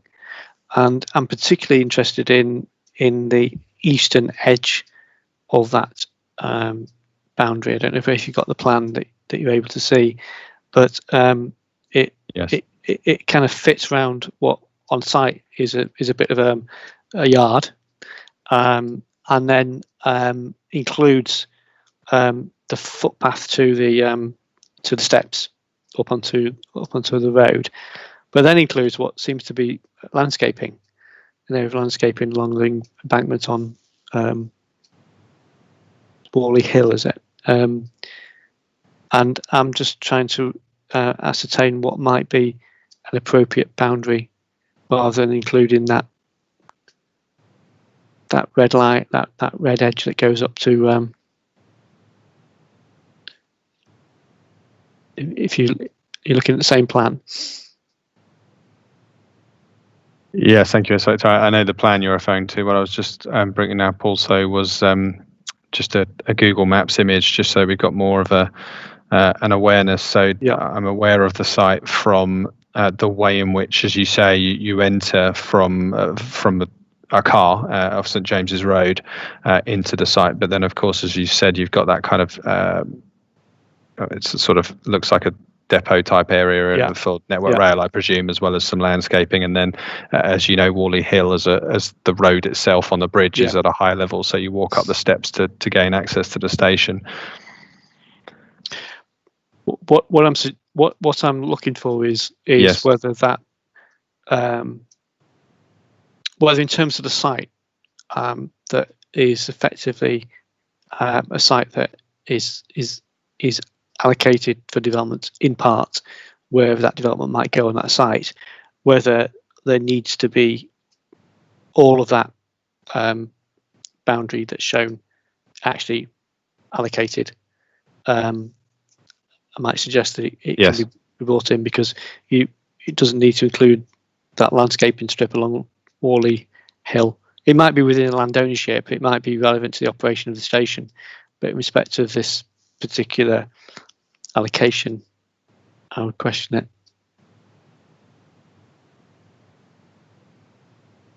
Just bear with us, Inspector, in terms of the exact line that we're talking about.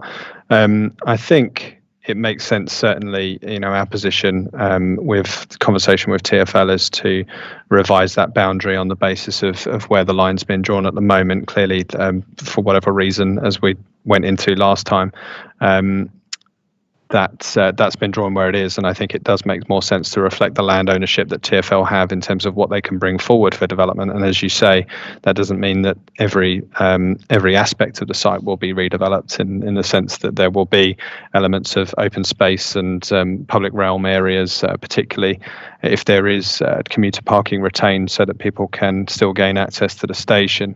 So our view would be, I think, that it makes sense to include that line because that could be part of the wider redevelopment, subject to the way in which Network Rail and indeed TfL run the Elizabeth line in future, and that would need to be considered at that time as appropriate to the service that's currently being run. But in terms of that specific area of landscape, we'll just check.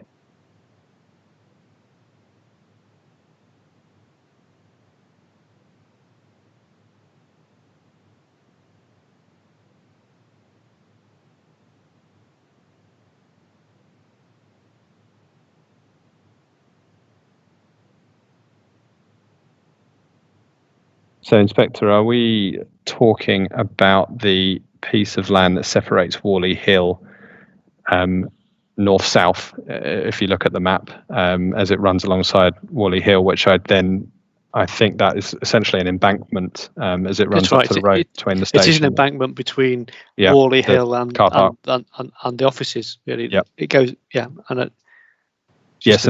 in that sense, I think it's unlikely that specific element, very small element, is developable.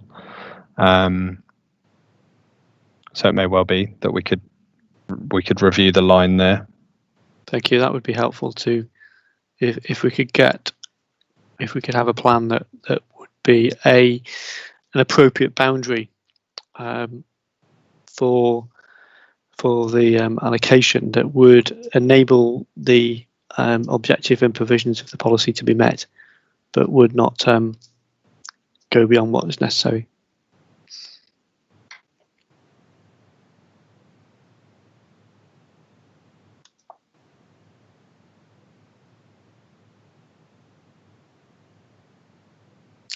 Sorry, Mr. Drain. Sorry, Mr. Drainer. Don't let me stop you. Sorry, no, go ahead. No, we were just checking that we were talking about the same. We are talking about the same part of land. I suppose it would still allow for that pedestrian access there. It's just that we've got to look at the embankment element. So I was merely just conferring here to make sure that we were on the same lines. But we will have a look at that with the TfL team. Thank you. Can I look at the other policy wording and just, if you could just, because we've got the submitted plan, and as we've done with a number of sites, we've gone back to the submitted plan, but we've also got the proposed changes suggested changes in F9A, and I just would like to understand what is the council's position now on the wording, recognising, of course, that the wording that we've been discussing in respect of William Hunter Way, in terms of parking provision, would also be applicable to this car park site as well. So could you just take me through it, so at least I know the wording now that is being suggested by the council with respect to the policy changes? Of course. So the same approach would be taken to the amount and type of development.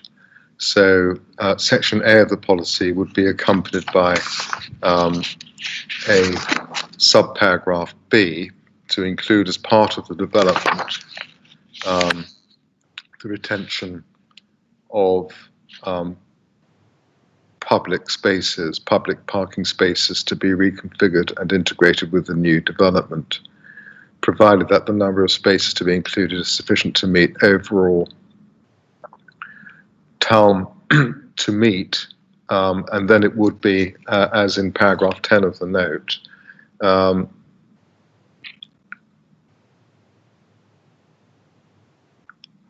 commuter and other parking needs in combination with other public parking provision within the town centre.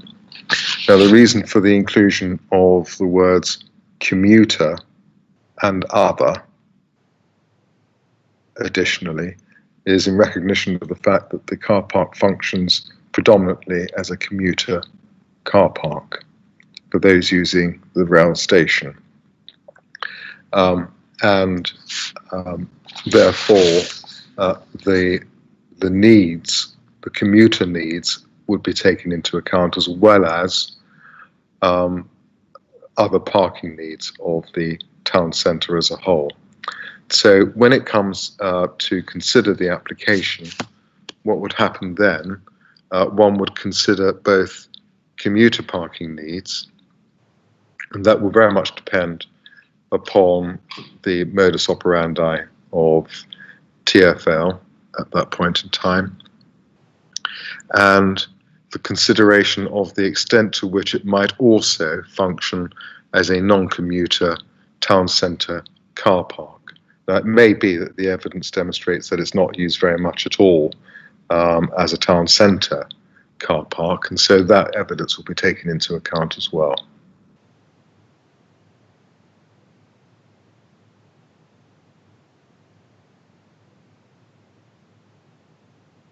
Thank you, Mr. Showdavid. Thank you.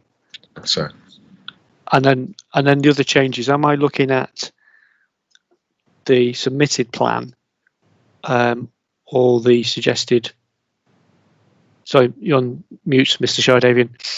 Sorry, that was looking at the proposed changes. So there will be the addition to Part A, the new paragraph B, as I've just suggested, as is just suggested in the note, and Part B, small paragraph D, would be deleted.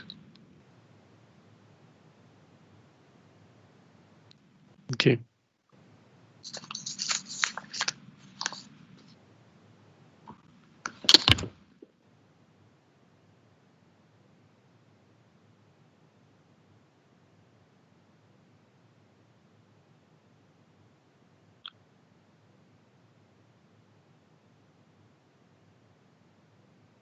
Thank you. Ms. Stowe. Thank you, Inspector. I just wanted to touch on how the station car park is, I mean, it's technically not in the town centre, but obviously it's got that relationship with it, and it's covered in the sort of the town centre design guide, and obviously plays a function as part of that. But on the other hand, it is it's not in the town centre. It's got its own. It doesn't act in quite the same way as the other car parks might do. So I suppose I would just challenge if the same wording is if that could be maybe reflected in the wording to some degree. Also, I just wanted to emphasise that maybe particularly for this car park, there does need to be that flexibility that was part of that debate earlier about whether there should be the flexibility or whether there should be something a little bit more substantial and tangible in looking at what the actual car parking needs are now. But it's important to possibly reflect that the Elizabeth line might change things.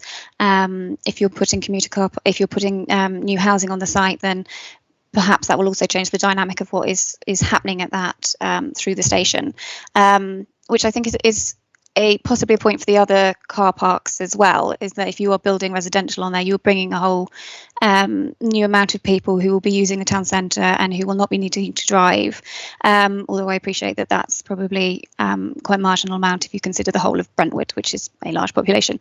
But ultimately, I just wanted to emphasise that I think there does need to be the flexibility for this car park in particular, given the sort of factors that are at play with it.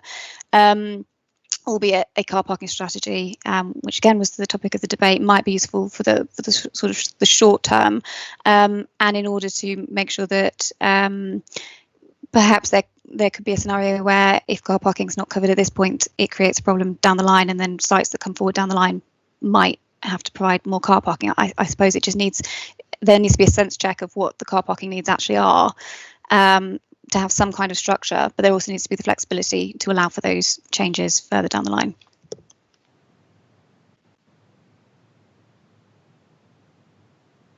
Well, the assessment process will have to occur on an application by application basis.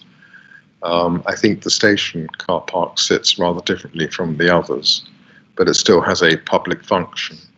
And it may well be actually that with the provision of flatted development at the station and a change in commuter habits, that there will be a substantial reduction in the need to provide for commuter parking. And as I said, there's unlikely to be a functional need for the station car park to meet, as it were, town centre needs, but they can be assessed at the time. It's more likely than not, that by the time this site comes forward within the plan period, the council will understand perfectly how parking needs are being transformed and how they're being met. So by the time this site comes forward for redevelopment, there will be a very, very clear understanding by reference to contemporary evidence at the time what those requirements are in terms of how much parking should be retained within the proposed development. So I can speculate actually and say that if it's reduced very substantially by the end of the plan period because of change in habits and a move towards greater sustainability, the station might even provide a slight windfall in terms of the number of dwellings being provided within any redevelopment proposal. Who knows? Yeah, I just wonder whether Ms Stowe's point was the opposite, whether that the station car park might actually get lumped with requiring more car parking spaces to be retained, because in consideration of the schemes that might come earlier, they've taken, you've looked at the town centre car parks as a whole, and so the first one in, well, there's these other car parks and therefore we're looking at those. But when you get round to the station car park, which is towards the end of the development, it might be that, well, actually you can't afford to lose more car parking spaces because they are needed for the overall provision within the town centre. And was that your point, Ms Stowe? I mean, it's the kind of point I alluded to earlier when we discussed it, but I wonder whether that was also a point. I see the sense in that, and I do understand that point. It may need the words may need to be tweaked in order to safeguard that element, so that one has to assess what the role of the station car park is in meeting non-commuter town centre public parking needs, and it may be that it is extremely low or not significant. I can tweak the words. The words can be tweaked to accommodate that as part of the assessment, so that it is not suddenly becoming, as it were, or taking on, as it were, a very different role. Quite understand that. That wouldn't be appropriate. Yeah. So I can certainly tweak the words there to make sure that that's made clear. And I think, Mr. Showdavian, that that picks up, I suppose, the point I was going to make in relation to paragraph 10 of that note, which is saying that a reference would need to be made to the needs of commuter and other parking in the policy. And I was asking where in the policy that would be and how that would relate to the paragraph A, C, as supposed to be added, and it isn't clear whether it would then be added into that paragraph, or whether it would be separate, or whether it would be in the supporting text. No, it will be in the policy, most certainly, and it will be part of paragraph. Sorry, I just lost it. Excuse me. Part of the new paragraph AB, large A, small b. AC. AB in the context of this site, yes. Yeah, in this site it's B, not C. Yes. Yeah. So, but what I'm suggesting now, having listened to Ms. Sterry and to you, sir, is to tweak that wording so that the role of this car park is not transformed, as it were, into something other than it is. That would be helpful. It's not made to meet needs which it doesn't currently meet. That would be helpful. So, thank you, Mr. Shardavian. If we could provide those words to us, we'll do that. It's a very good point. So we'll certainly make that amendment. Thank you, Ms. Stowe. Before I bring Mr. Hollingworth in, Ms. Stowe, have you got anything else you'd like to add on that? Yeah, I was just going to say that sounds like a good approach. I was making both points, that I do think the amount of parking is going to go down.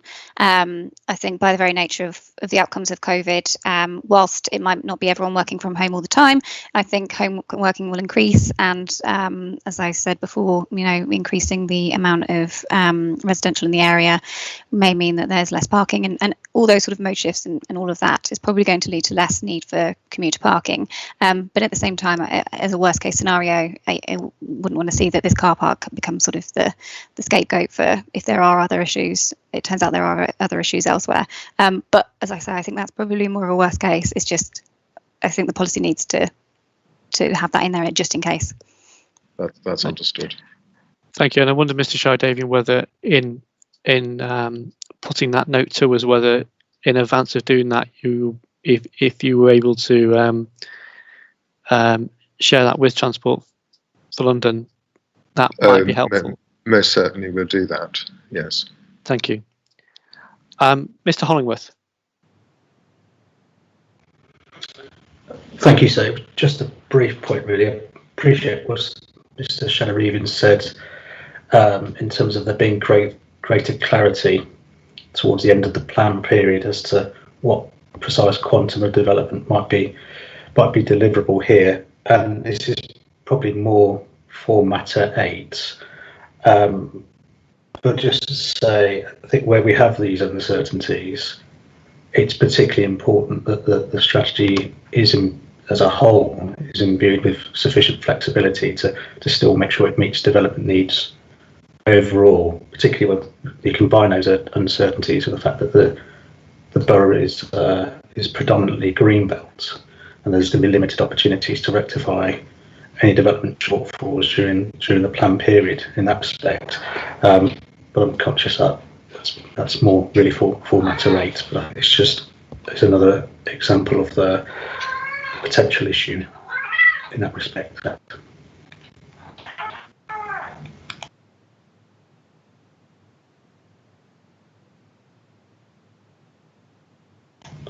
You're on mute, sir. I'm sorry, we're all doing it. Thank you. Thank you, Mr. Hollingworth. Does anybody have any more points or questions in relation to the station car park sites before we move off? Thank you. Can we just then turn to the last 2 car park sites and look at we'll look at Westbury Road, R11, and again, Mr.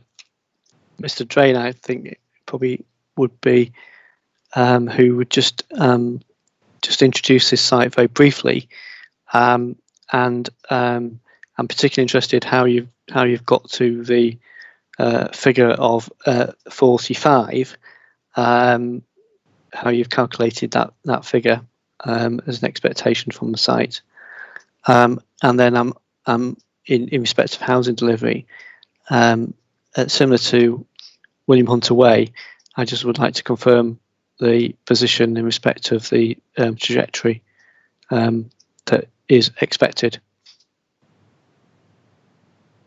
Yeah, thank you, Inspector. So again, briefly, Westbury Road car park is located just off the high street of Brentwood Town Centre, and much like William Hunter Way, I suppose, has a nature that shifts between a high street frontage as the high street turns into London Road and heads down towards westward towards the M25 and Brook Street, and residential surrounds, including a fair amount of vegetation as well, which both provides for some screening in terms of that separation, but also is something to be considered on the edge of that site. It is an existing surface car park. It has at the moment 97 parking spaces on site, which are for season ticket permits, so they're not available for public parking. Most of the time they are usually for business use, and so anecdotally and certainly in the past year the car park has been very much unoccupied on the basis that not many people have been parking for work purposes there, albeit that's a unique, potentially situation that we faced, but it is generally not highly utilised. But in any case, as with other sites, it is a council asset. It's a surface car park. The council is trying to maximise use of such sites, as we've discussed. And the design plan, as we were discussing earlier in terms of the indicative options that have set out there, looked particularly at utilising the frontage of the site and some of the rear of the site to place residential flats and accommodate parking in undercrofts and podium style delivery. I think it's recognised that through, whilst that was the only option that was set out within the design plan, clearly, as I've mentioned earlier, that's an indication of what could come forward on the site. And if you utilise any of the uses in different ways, you can gain more or less of things. And so what we've tried to reflect with the 45 units in particular is more recent discussions through the development of a scheme by Brentwood Development Partnership on site, which the last scheme that we've been discussing with them, the most recent as part of the planning application that's being formulated, suggested that 45 was a figure that could be accommodated within development predominantly along the frontage of that road, and then accommodating a very similar design to what is in the design plan effectively. It may be, that is one of the sites I mentioned earlier that is a planning application is imminent, because there's been a lot of pre-application work done on that, but it may be that the scheme changes slightly as a result of some of the feedback through pre-application work.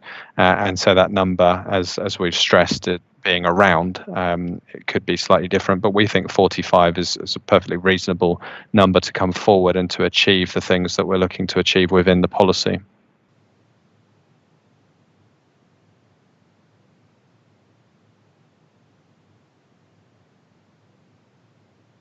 You may be on mute again, Inspector.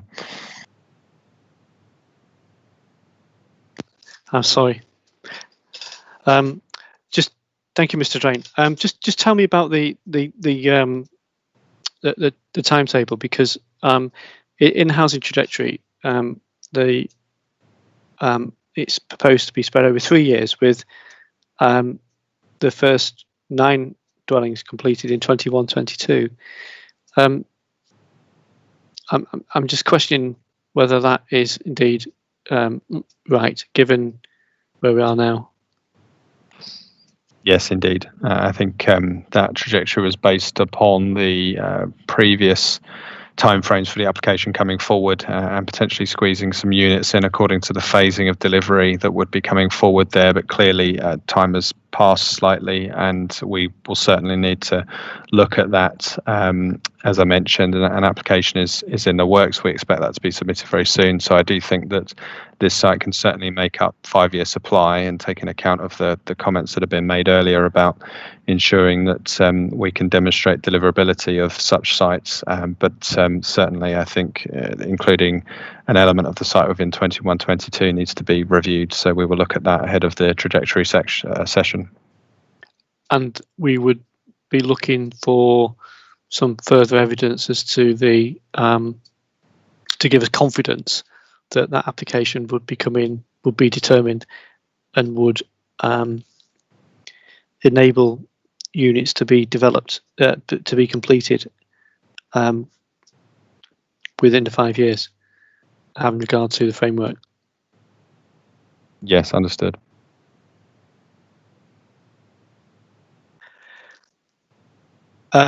There is a reference to in the proposed changes, and it's in the council statement, to delete reference to the conservation area within the policy wording.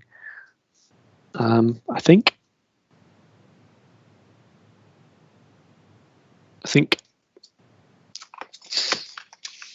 yeah, it's in paragraph 33 of the council's hearing statement.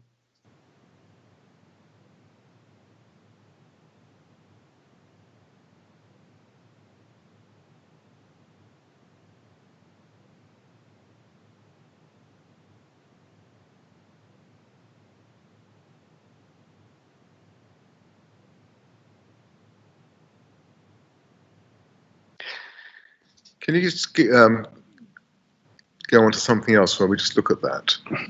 I'm just querying something, if you don't mind. Whilst you're looking at that particular point. It's not me. Someone else is looking at it on my behalf. So okay. I can help you with we can help you with other things. Thank you.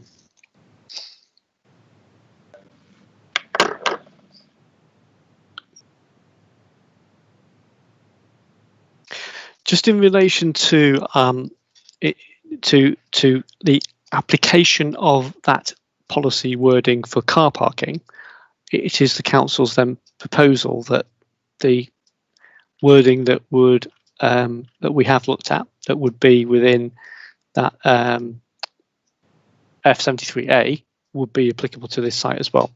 Yes, that's right. And that would not be, that would be unamended. So that would be as it is set out in that section. Exactly so. So same approach as William Hunter Way. So it would involve an additional paragraph under main heading A. So A, B, and then the same formulation, and then deletion of paragraph G under B. And just a question as to how that might operate with respect to, and it's just how, because this is mainly private spaces, not public spaces, season tickets, etc. But they could be displaced, no doubt, within the town centre to other sites. So the overall need might be the same as in another site, because they could have an impact on public spaces. Yes, that's correct. The functionality is still the same, and so therefore we have to consider the planning consequences of a change of use of part of that site. Thank you. I don't have any further questions on this site. I don't know whether Mrs. Wright has. No, I don't. Mr. Minot, you have your hand up.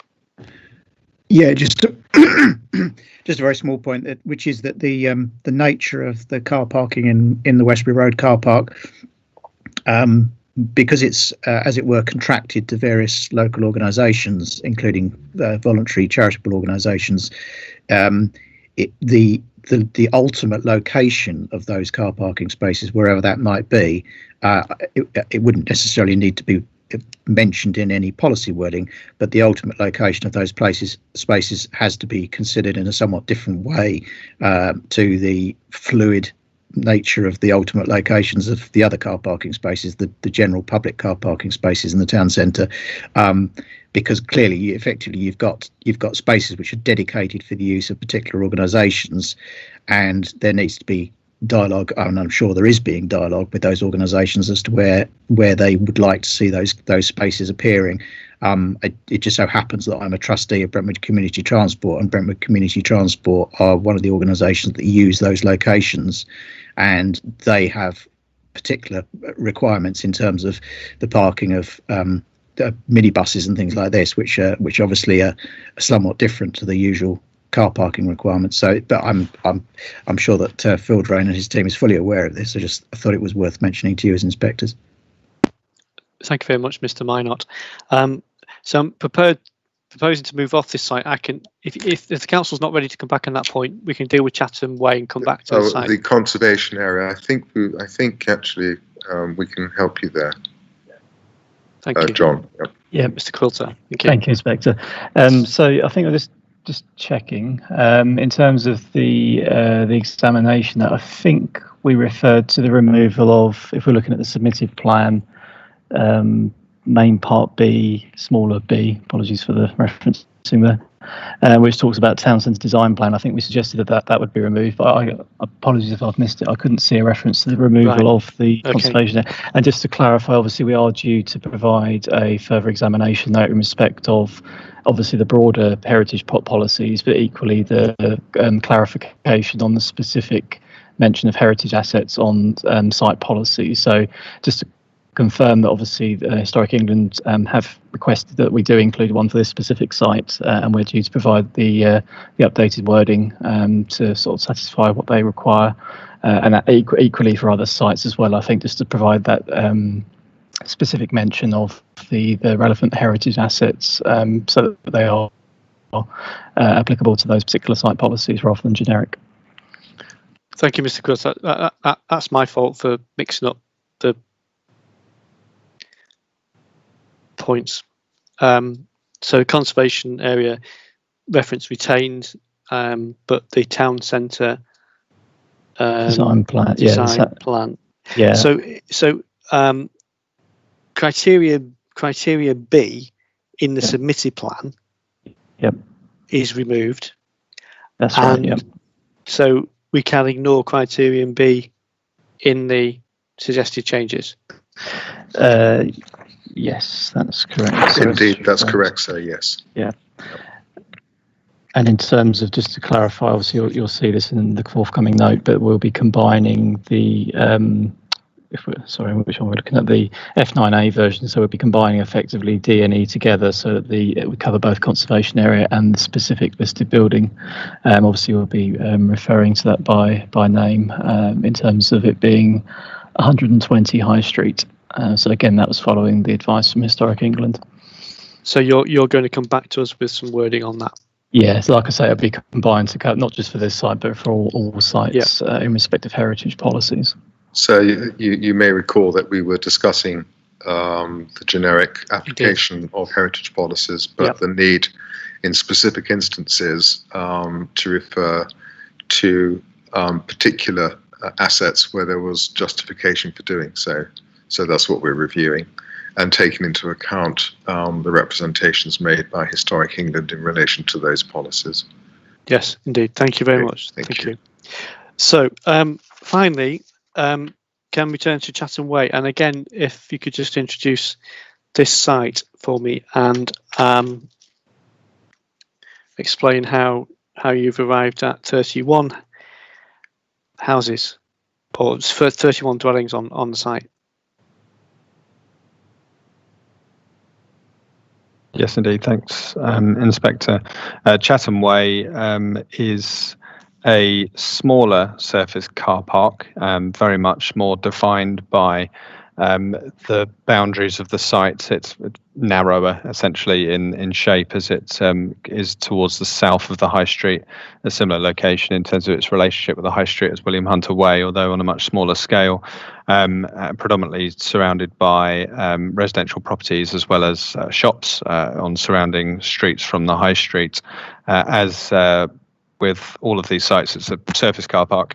And it also, much like I should have mentioned for Westbury Road car park, is relevant here as well. The topography of the site does mean that there is an opportunity through development to almost cut into the site so that there is the potential for undercroft semi-underground parking as part of redevelopment, which allows for that sort of parking underneath development, essentially, as I've said, to come forward and provide for both uses. So in the same way as Westbury Road Chatham Way has been considered in the design plan, and much as you've seen from those kind of sections and drawings of the way in which development can be accommodated, that's reflected, the topography of the site is reflected in terms of how it can accommodate parking. From a housing perspective, we have looked at the site, and the numbers looking at 31 houses coming forward on that site accord with what has been looked at as the indicative option within the design plan. That looks realistic. That one, I need to be reminded on trajectory, and you may come onto it indeed in terms of questions. That one is slightly further behind some of the other sites in terms of Westbury Road having an imminent planning application due. Chatham Way is one that is further down the list of priorities, as I mentioned. William Hunter Way also coming along stream next. So indeed, the way in which development comes forward in the town centre that we've been talking about more holistically, and the way in which parking and other uses are considered as part of that, is relevant here as to the extent to which uses come forward. But as the policy states, we think that the level of housing to be accommodated there, along with other uses, is realistic. Thank you. Actually, the trajectory is the same start year as William Hunter Way. In which case we need to review that and come back to you. Yeah, 2023, 24. So I'd be grateful if you could review that for us. Thank you.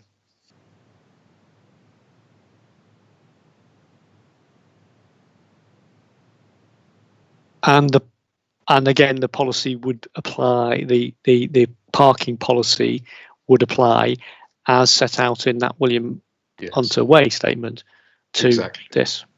Exactly. Taking into account also the suggested changes in F9A.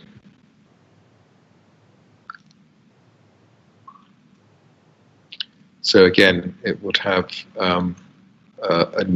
an additional paragraph under A, which would be AB, in the same form, and the deletion of paragraph F.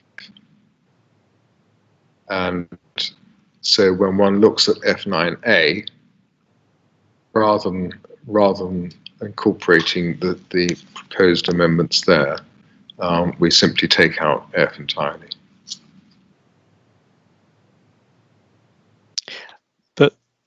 So C would retain as much public parking as possible. Sorry. No, because that, again, sorry, no, C has to come out too. So C would come out and F would come out, because both B and F would be now taken up by the new AB. Okay.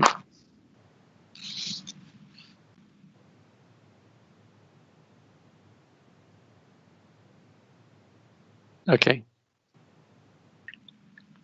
Thank you. Otherwise, the F9A changes, as suggested, remain the same. Thank you.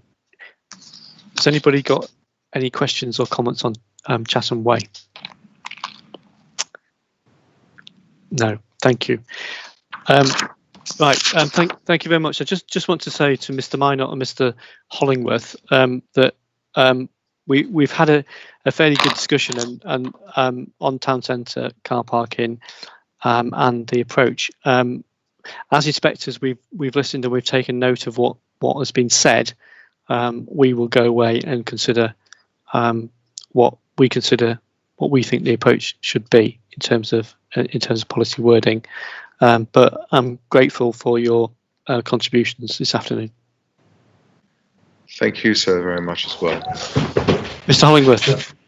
No, thank you, sir. I just want to very briefly say that our position is that we feel these issues can be addressed through main modifications. They're certainly not